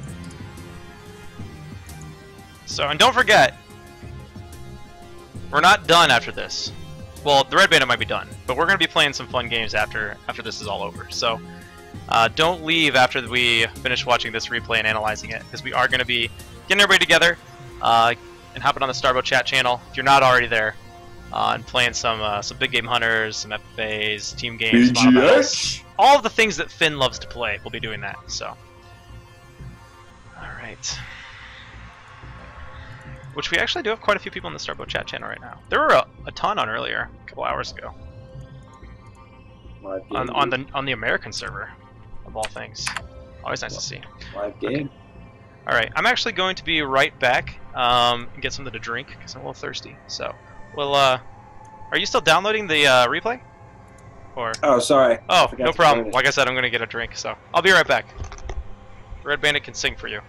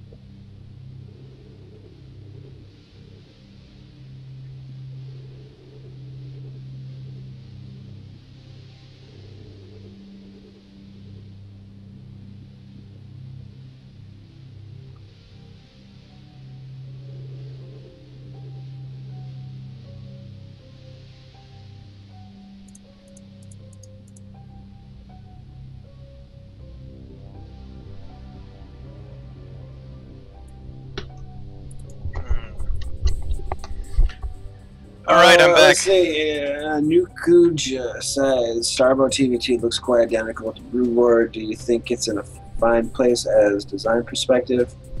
Let's see. The thing is, I think there's a lot of things that the Protoss can do differently in the matchup, especially with warp gates late game, that we didn't see in that game necessarily. I do think that the builds that are custom to the Starbow universe are a little bit more nuanced, and obviously our player base is just nowhere near as big as the player base that is historically been a part of Brood War. Mm-hmm. So we do have a lot less metagame evolution from that standpoint. Yeah, I will say that for the most part, not all the time, and there are other matchups that are a little more varied, but for the most part, most of the players who play Starbow are coming from a Brood War background and are going off of that Brood War meta, which is not a bad place to begin. I mean, most of the builds that are in Brood War are going to work for the most part. But there are other builds out there. We've seen, just talking about PvT, there's Sentinel openers, we've seen Stalker openers, we've seen at one point Scouts played a lot, which we might see come back if a couple changes do go through. So there's definitely some room for variety there. But that was kind of your prototypical PvT. One you'll see probably the most frequently, and so that's kind of why we're showing that one here tonight. So, but there's definitely room for a lot of flexibility, and yeah, I've definitely seen some really cool play with warp gates before. I think I've usually seen warp gate play more often in PvZ, though, partially because the Stalker is strong and it can be warped in, whereas the Dragoon cannot. Yeah. Be warped in, and there's a lot of cool play with Dark Templar warp-ins, Stalker warp-ins that can really have a good place in PvZ. So there's definitely some new stuff in Starbow. Yeah, that's about all I have to say about that, I guess. So a lot of our players do play a Brood War style, but we'd love to see some more styles come into play. So cool. All right. Any other questions right now? Let's hit it. Let's do it. All right. We're gonna talk about PvZ for a bit. So hopefully you've been enjoying this educational session, the learning edition of my Night Starbow. I'm trying my best, man. I hope I don't sound like I'm just blabbering. No, yeah, I think it's really great. I'm really enjoying it. I think it'll make some good introductory Brood War Starbow VODs for the YouTube channel as well. So, okay, quick introduction here. In the top left corner, wearing blue, you saw him in the last game. Your Protoss player. It's Walkman. In the bottom right-hand corner, we have the pink Zerg, and his name is Franskar. And both these players from the Bestest Friends, which tehredbandit. What would you have to say about the clan, the Bestest Friends? Well, we're friends, and we're the best friends. The best. So, best Starbow clan there is. Okay, so let's see, what's Franskar doing here? He's probably going to go for maybe a 12. Now, what you can do in this matchup, you can do a lot of different things. You can open a really quick pool, or you can go more of a standard 12 pool. I think Franskar likes to go 12 hatch, actually, because cannon rushing is a bit weaker in Brood War and in Starbow than it is in StarCraft 2. Because sometimes in StarCraft 2, you can see it coming from a mile away and it'll still kill you. And what would you attribute that to? Because in general, the cannon, at least, is stronger in Starbow than it is in StarCraft 2. It has to do with the warping. Like for example, you can totally demolish a warping in cannon with like 2 drones. You can totally demolish like 3 warping in cannons with 2 drones in Starbow. But in StarCraft 2, it seems like they're a little more durable. Gotcha. And it's easier to kind of like wall off places too in StarCraft 2. Cool. So give us a bit of a rundown here about what these players are most likely going to be looking to do. Just kind of general terms. The goals for each race here. Yeah, goals for Zerg, and this is how Zerg always is. They want to get, they want to be up on a base. So essentially, what's happening right now is you see the Zerg took a base, right? Protoss is going for another base, and so now the ball is kind of in the Zerg's court. Like, what is the Zerg going to do on the map to allow himself to get a third base? Now he might just go ahead and throw it down right now, which is actually a very good play. But it's his follow-up that matters now, because essentially what this means is that since the Zerg has a third, the ball is now back into the Protoss's court, because they're both kind of saying right now, hey, I want to play a macro game. Let's see who the best is mano a mano, and now it's kind of at a point of equilibrium, and usually when that's the case, the next person to poke is going to be the Protoss, and usually that's either by way of gateway pressure or Stargate pressure with Corsairs. Cool. So we'll see what Walkman does decide to do, because as you said, Franskar taking that third, it does basically force Walkman to kind of, now he hasn't seen it necessarily yet, but it does force Walkman to make a decision about how he's going to handle that. Oh no! They're not mining! That's not good at all. Oh, there they go. Okay. Like, all right, so, some people might not think that's a big deal in me. But if I was playing and I was Walkman, I would feel at such a big disadvantage from having that happen, because I know how much it means to have your probes not mining. It's a kick in the face, and something you don't want to be giving away free to your opponent. But like I said, mistakes happen. You can always think to yourself you can outplay your opponent in some other regard when you make mistakes like that.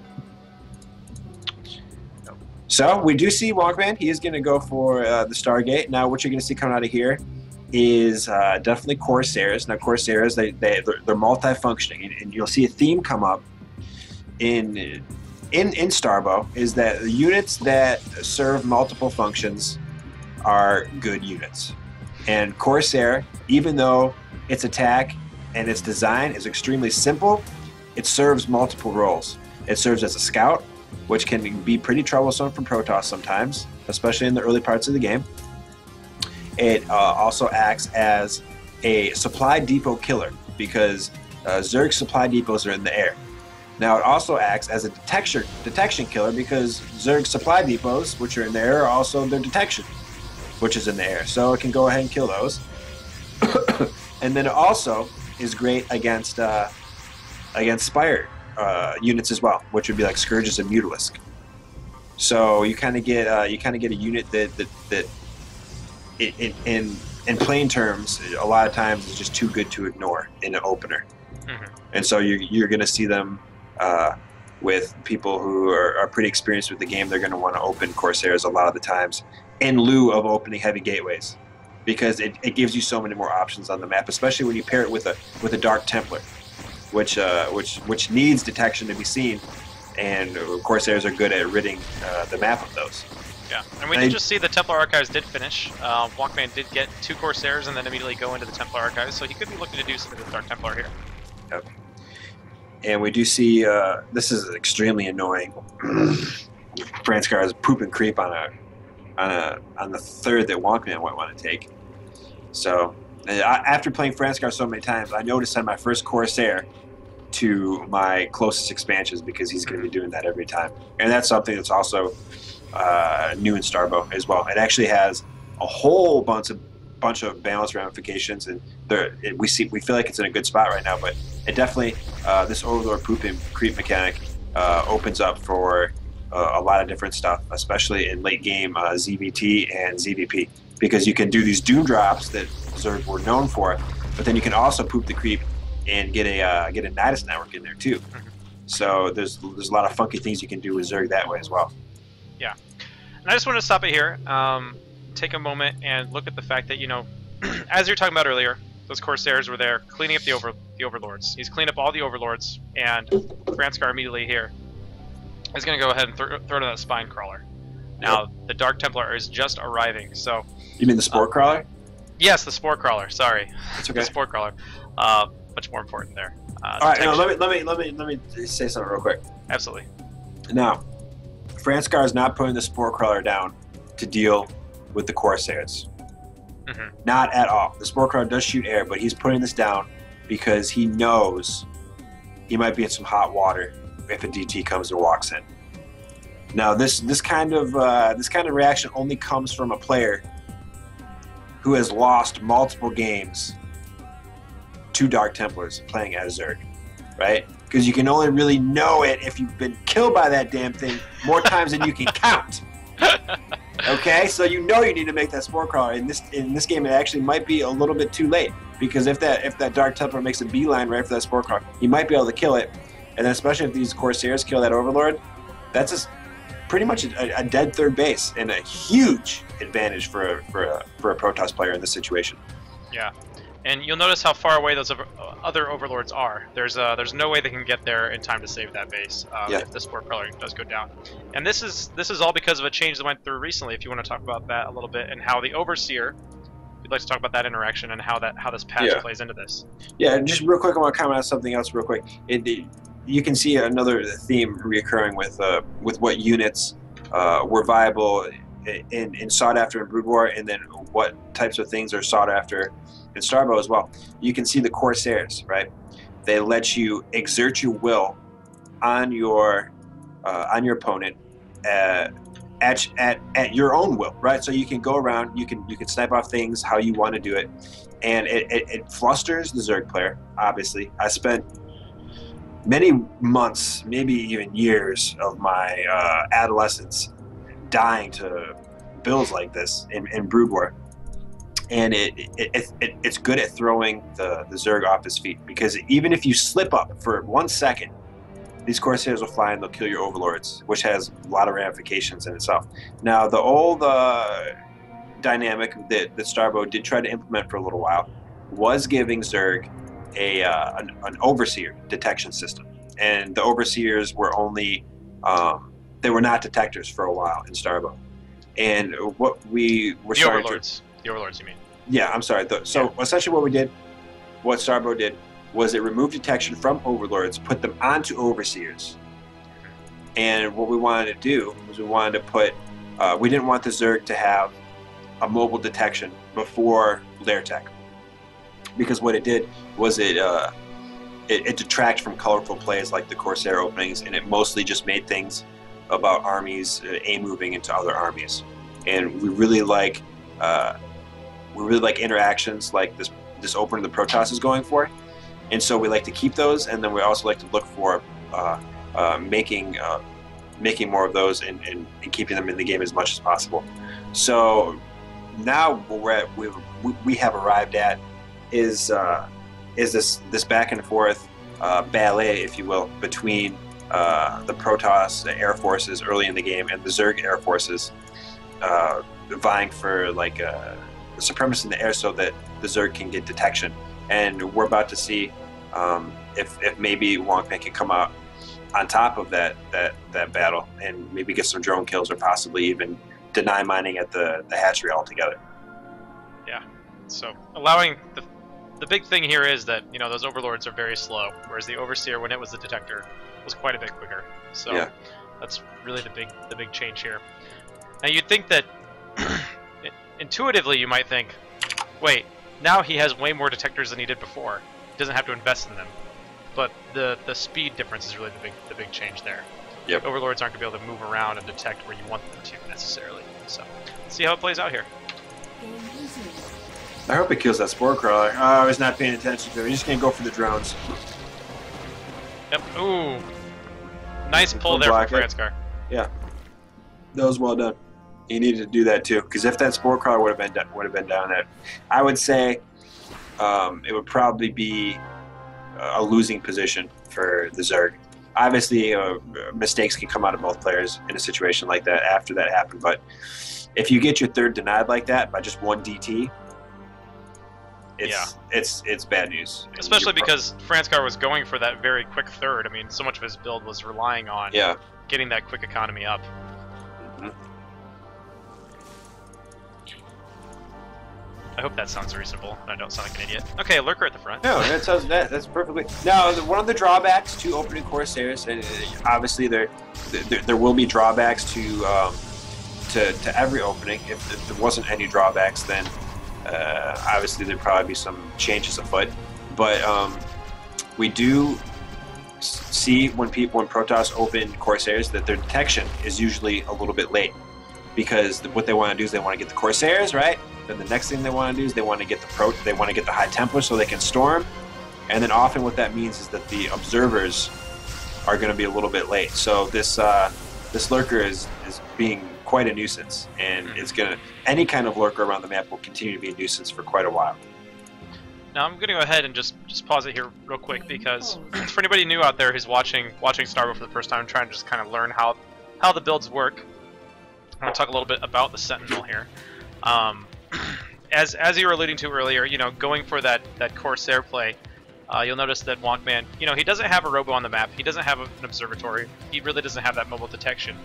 But something cool that we do have here in Starbow is we do have the Sentinel. This is an entirely new unit that does allow for a weaker sense of mobile detection than an observer, but still does allow for Wonkman to maybe deal with some lurker pressure without necessarily having to invest in the robotech.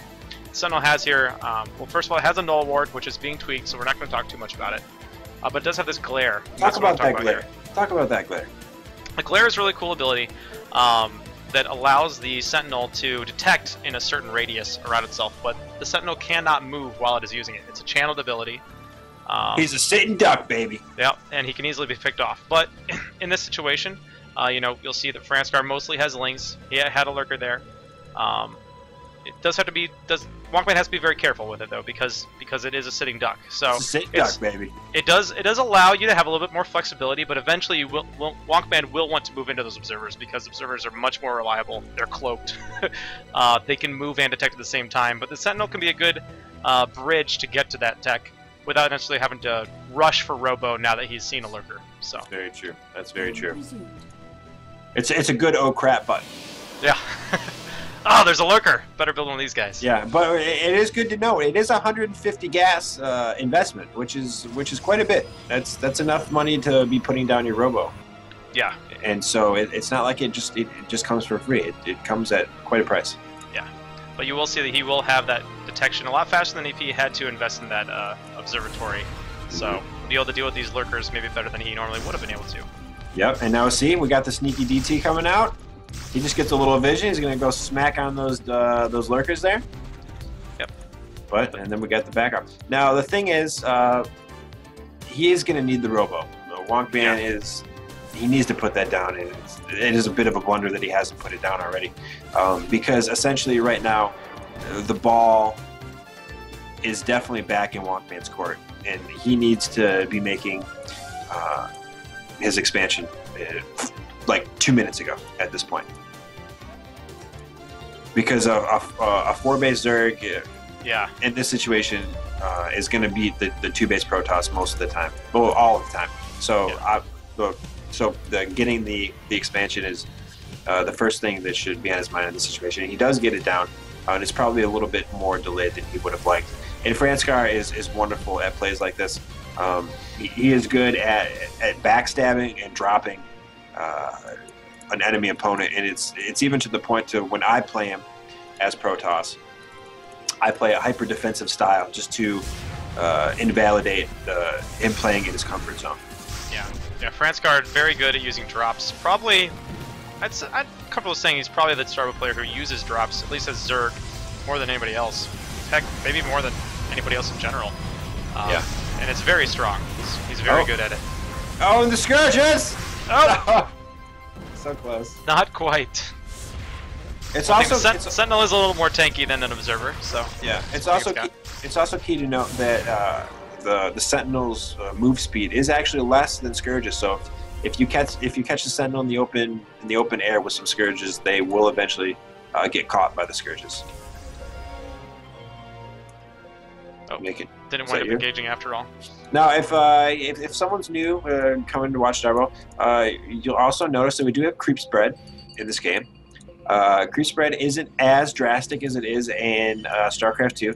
It does not give units a buffed movement speed, but what it does give is what do you call it? Vision. Yeah, which vision is important.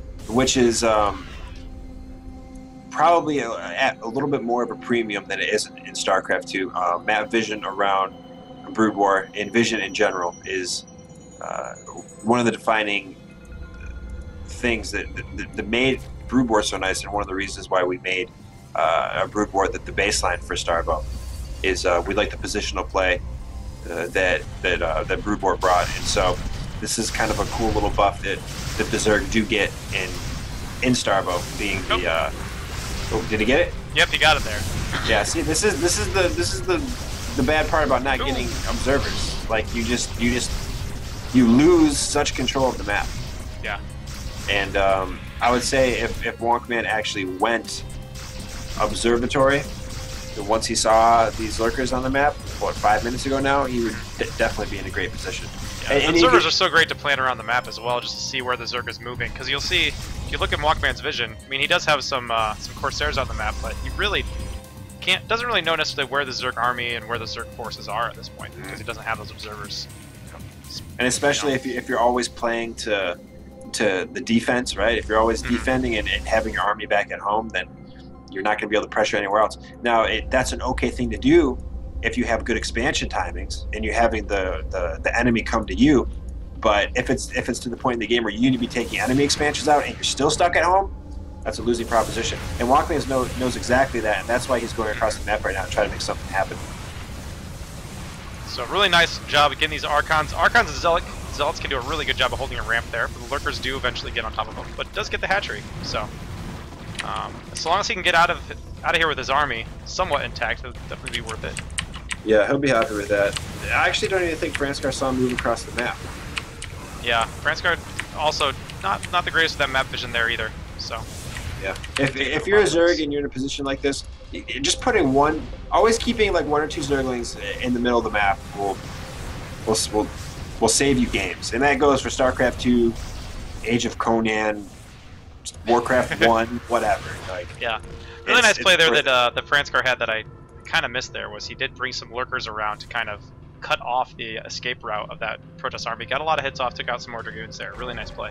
And Wonkman is trying his best trying his best to imagine that those lurkers aren't there, but they're still there, despite his trying to will them away from existence. Yeah. And you can see this is we're starting to enter the common motif of what happens in a PvZ mid to late game. Usually you will see some more diverse expansion paths from the Zerg, but Franskar chose from the very beginning of the game to go for a more compact expansion style. And you can, if he were to have expanded here first for his third, then it would have looked a lot different than what it does now. But yeah. He did choose for the more compact style, which I'm not saying is wrong or right.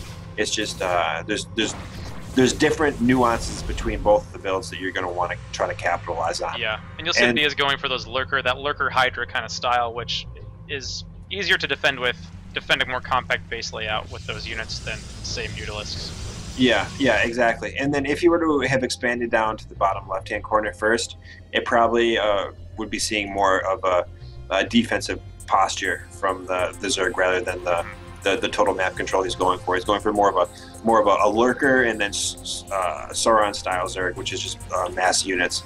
And then the type of style where you expand to a further away base first is more of a tech oriented and then kind of like multi-pronged attack, dealing with the Protoss, and then also having like heavy defenses towards both of your naturals. So it's just something you choose to win for. It's not wrong or right. It's just, and that's where kind of like play style and individuality can come through. Which is always nice. The more viable kind of strategies and play styles there are, the more fun the game is. So and I think that's sometimes what people they get discouraged at RTSs in general. It doesn't matter if it's StarCraft 2, Brood War, Starbow. They always want. I feel like sometimes people they look at it and they try to just look at it skin deep, but it's the games are much deeper than that. There's it's not just the units in the game interacting with each other. It's the build orders you incorporate. It's the way in which you use the units. And that's why I'm so happy that Starbow uses Brood War as its base, because I feel like the units within that universe and the economy, which is even more so important in that universe, allow for much more diverse play styles and individual play than something like StarCraft 2. And we actually had a question here from chat along those lines, talking about the economy and how that plays in, asking if it's normal that in StarCraft players usually want more workers than those in Starbow, seeing those worker counts at 64 or 69 here. If you want to talk a little bit about, the economy and how it works, just in general, don't have to get into very specifics with the numbers necessarily. Yeah, just for to sure. Explain that. All right, well, I guess just a precursor real quick. I can only speak on my own experiences with StarCraft 2 and Brood War, Starbow as well, in any RTS. I did play StarCraft 2 for quite a while. I played Brood War for quite a while as well. I got to Grandmaster in StarCraft 2 in Wings of Liberty, so that's just kind of preface my opinion and give it at least a little bit of validity. I feel like in StarCraft 2, unless one of the, especially for a Zerg, unless one of the players goes for an early cheese, it's really just a rush to make as many workers as you can really quick, and then to maybe get your 4th and 5th, right? But it's really just those first 10 minutes. It's all just about drone,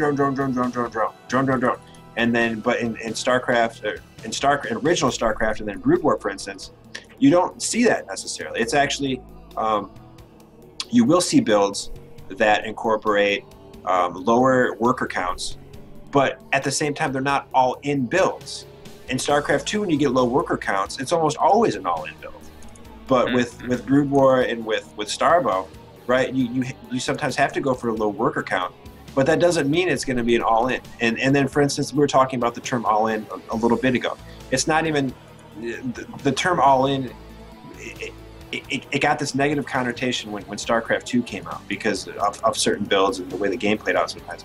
But more than anything, builds like that in Brood War, and then once again in Starbow, they're more about applying pressure so that you can go and take another base. You don't apply pressure so that you just end the game, because usually when you're against an equal level skilled player at a higher level, those types of situations are more or less few and far between, and a lot of times rely on one player making a huge mistake. Yeah, I actually, this reminds me of something that I've thought about before. Just as I've learned more about Starbow and then the differences between Brood War and StarCraft 2. You might remember early on in StarCraft 2 Wings of Liberty, you would hear both Artosis as well as Day 9 and probably a variety of other players say things along the lines of, what do you do when you're ahead, you get more ahead, right? And I found that in my play that wasn't always true in StarCraft 2. Sometimes when you're ahead, you just need to go, you have to win. I would always try to be taking more bases, and I think that's much more true for Brood War and Starbow than it necessarily is in StarCraft 2. In StarCraft 2, sometimes taking a lead and then taking expansion is generally not always the best case for you. Sometimes it actually opens you up more to a counterplay. No, that's very true.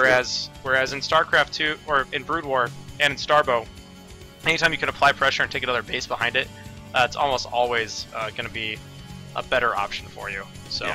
Yeah, and then it goes towards making the game have more of a dynamic and epic feel to it, especially when you get two players who are fairly well versed and equally skilled within the engine. It allows for better plays, and that's why people at Starbow have ultimately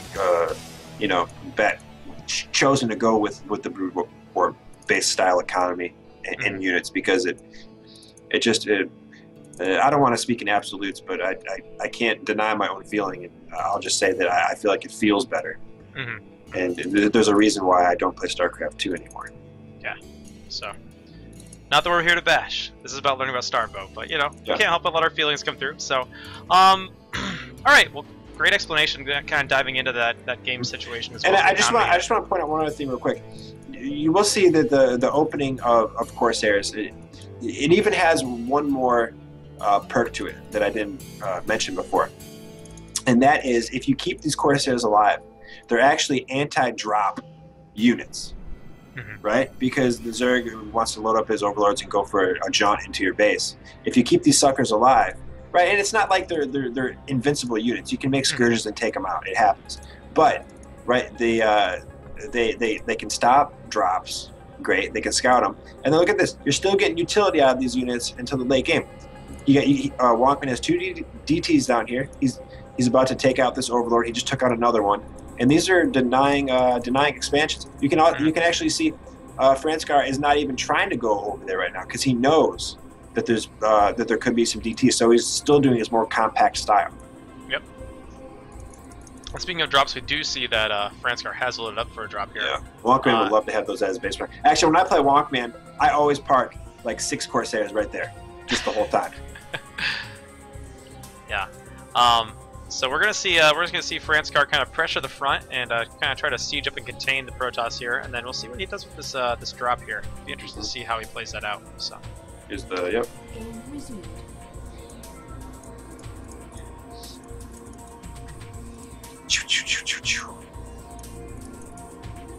Poor Overlord. I'm gonna go ahead and speed up a little bit until something happens. And you can see coming back here. All right, pause it real quick. I gotta touch on this subject.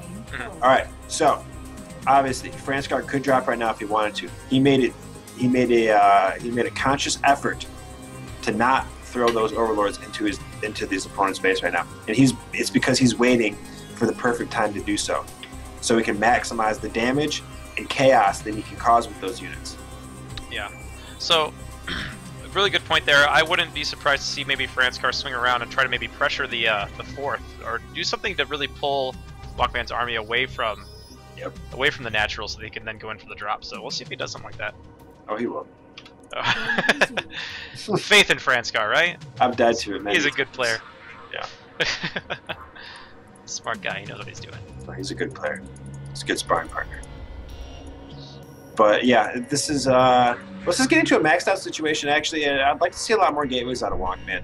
On this map in particular, you kind of start to run out of space in your main. So actually making gateways like on the peripheral of your main base is something that usually needs to happen. And then also getting some Reavers into the expansions of the Protoss is something that works out a lot too.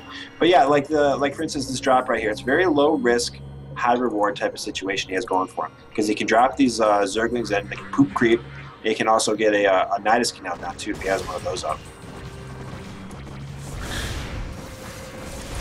Yeah, that would be really cute. Oh, really nice storm there. A lot of damage from those storms, so really nice job from Walkman thinning out that army there. You see the Defiler coming up on its own here. Oh, the Plague! Say it like the Korean comment. Plague! Now, the Protoss is in a precarious situation right now because yes, he's maxed, but he wants to be able to make trades on the map. I hate the fact that I keep bringing it up, but it's so true. He wants to exchange his units for some of the Zerg units, right? Especially with that big bank right there. And then also he wants to do that because Zerg is notoriously good, and not just in StarCraft 2, it's in Brood War as well, just not to a large extent, at remaxing their army, right? They have all those eggs and at those hatcheries that the Ray just produce, and the Protoss still have to go out of gateways. So Wonkman probably wanted to be making moves on the map 5 minutes ago. But the thing is, Franskar knows this, right? And he is good at positioning his army. As you saw, he had these lurkers sitting out here with Darkstorm for the longest time, right? He's moving around up here. He's taking Wonkman's attention away also from this drop that's about to go into space too. So it's very cerebral type of play going on right now between these two. Game resumed.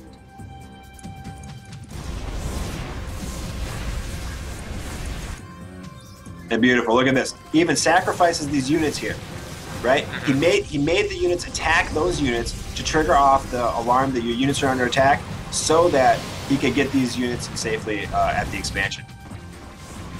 So he sacrificed them in order to make his drop better at the other side of the map. And the writing's already kind of on the walls at this point. I mean, Wonkman has so much in the bank, but he wasn't making moves on the map earlier enough to make any use of it. A lot of storm damage there, though. Franskar might not have been the greatest idea to chase through that, but looks like he's probably going to clean this force up anyway over here on the right side, despite all of that storm damage. Another Plague. You love seeing Plague. I'm so used to seeing Dark Swarm, you don't get to see Plague enough. Plague's great. Yeah, and in the meantime, that already low gateway count that you were talking about earlier is now much lower. It's we only have at, 5 like, 6. gateways here, 6. You That's can't- it. I think those are the 6 gateways that Walkman has on the field right now. He has 3,000 minerals and he can't spend it all. Yeah, you can't win like that. But we don't want to say that it's Wonkman playing poorly, because he's a pretty good player. It's the fact that Franskar did such a good job in this game, exerting his will over his opponent's territory, and now he's just closing in on every corner. And Wonkman finally realized that his gateway count's too low, but that's it. There it is. And that's it for me, casting today. My voice is starting to go a little bit. Game paused. Yeah. Well, TRB, thank you very much for doing let's this. take is there any questions? Yeah, chat. Any questions you have about that game in particular, about PvZ in general? Of You wanna course, this is take- just one example. You want to take this one? There's a gentleman here asking about tournaments, and I know that you actually run one once every other week, right? Yeah, actually, here, if you are interested in playing, let me put this in here right now, and I'll double check, make sure this is actually the right thing. Part of Monday Night Starbow is $25 open tournaments that we have on a pretty regular basis. This normally would have been one of our $25 open tournaments, but with the holidays and everything, we've been pretty busy. Didn't really have the time to set one of these up. But if you go follow that link over there to Challenge, you can sign up for Monday Night Starbow number 14, which is actually going to be on Wednesday. Very important. Next week's Monday Night Starbow is on Wednesday. So it's for $25. The Red Bandit himself has won 3 of them. I think he's been the runner-up in 2 of them as well. So that's Dirty probably about esports money. dirty, super dirty. So Feels dirty so that grimy. so dirty TRB doesn't even want any part of it. Yeah, just give it right back. Throws it back in our faces. So here, Yeah, that's great, dude. If I lived near Zephyrs, I would take the money and then just take it to him and throw it in his face, and I'd be like, I don't want this dirty fucking money.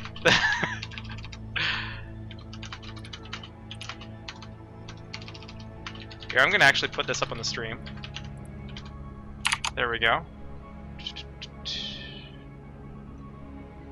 Oh. Scene, come back. Okay, there it is. That's where you can sign up, so I'll leave that up there for now.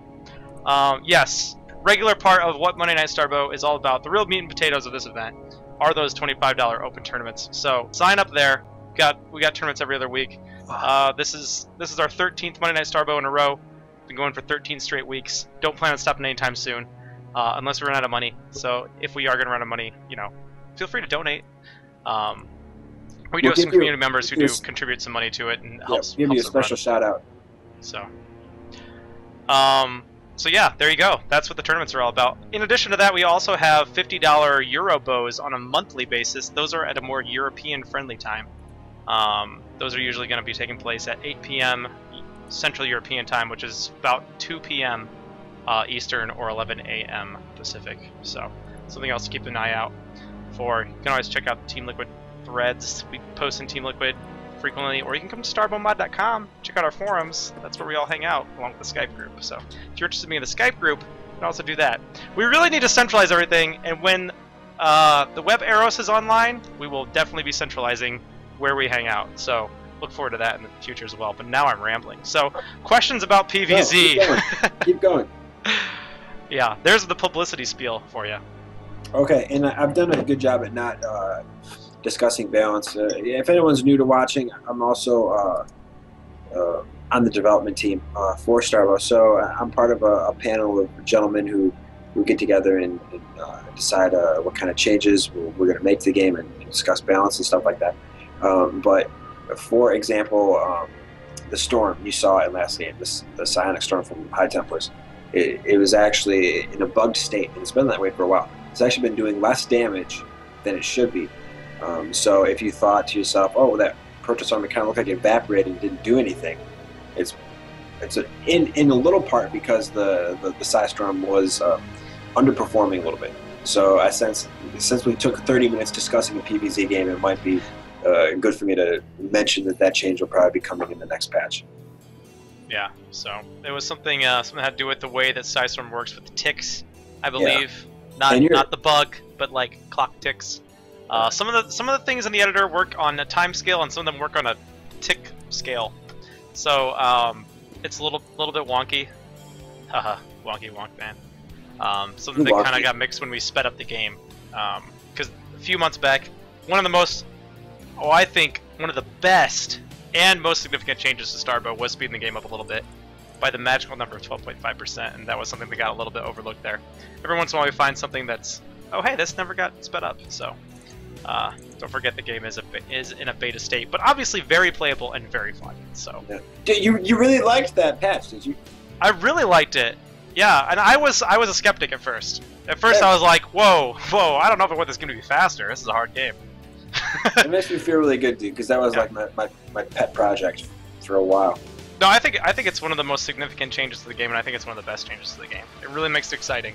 Oh, wonderful! I'm glad you liked it. It makes it harder, which is not a bad thing. Yeah, well, that was the point, actually. Yeah. I wanted to make it harder. So, all right. If there are no questions about that game or PvZ in general, unless you have any other comments on PvZ or that game specifically, if you want to give any more insight into that, we'll be wrapping things up here for the analysis section. I hope that, let's see. I don't know how to chop it up, but maybe Zephyrs will probably eventually chop it up and put the segments we did into, this will all be on YouTube. Definitely. I'll probably chop it up for him and send it on his way, and he'll probably get on YouTube tomorrow, hopefully. Nice. Well, I want to personally thank everyone who tuned in to watch us tonight.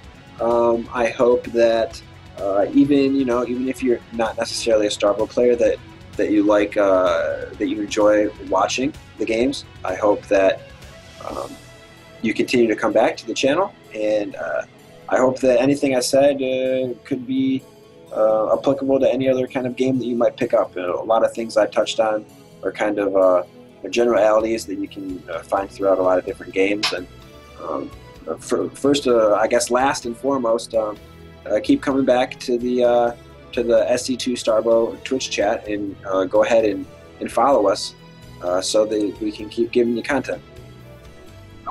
Absolutely, we'll be here on a regular basis. So definitely follow. If you haven't followed before, follow now. Also, if you're watching this VOD on YouTube, make sure to go ahead and follow that YouTube channel. Keep an eye out for more Starbow action. We haven't gone away. We're still working on it, trying to make this mod be the best game that it can be. So, with that said, want to send out some thank yous. Thank you again for a little bit of an idea for where this came from. Born with his ideas for reaching out to maybe some of the new players or players who haven't played Starbow and trying to get them involved. So, if you're somebody who's just checking out Starbow for the first time, hopefully you found this enlightening, and maybe you'll have a better understanding of exactly how the game works, a little bit of an idea of how the strategies work in the game. So hopefully that can help you out. And then I also want to thank, of course, tehredbandit, sir, for sitting down and going through these replays with me. Hopefully everybody out there watching was entertained, found both the games exciting as well as appreciated TRB's analysis behind them. I know that I certainly did. I feel like I learned quite a bit, so hopefully everybody else out there did as well. So thanks again. Thank you to everybody who's watching. Please, that'll be the end for YouTube. YouTube VOD is finished. Come back next week. All right, everybody who's still here, alive.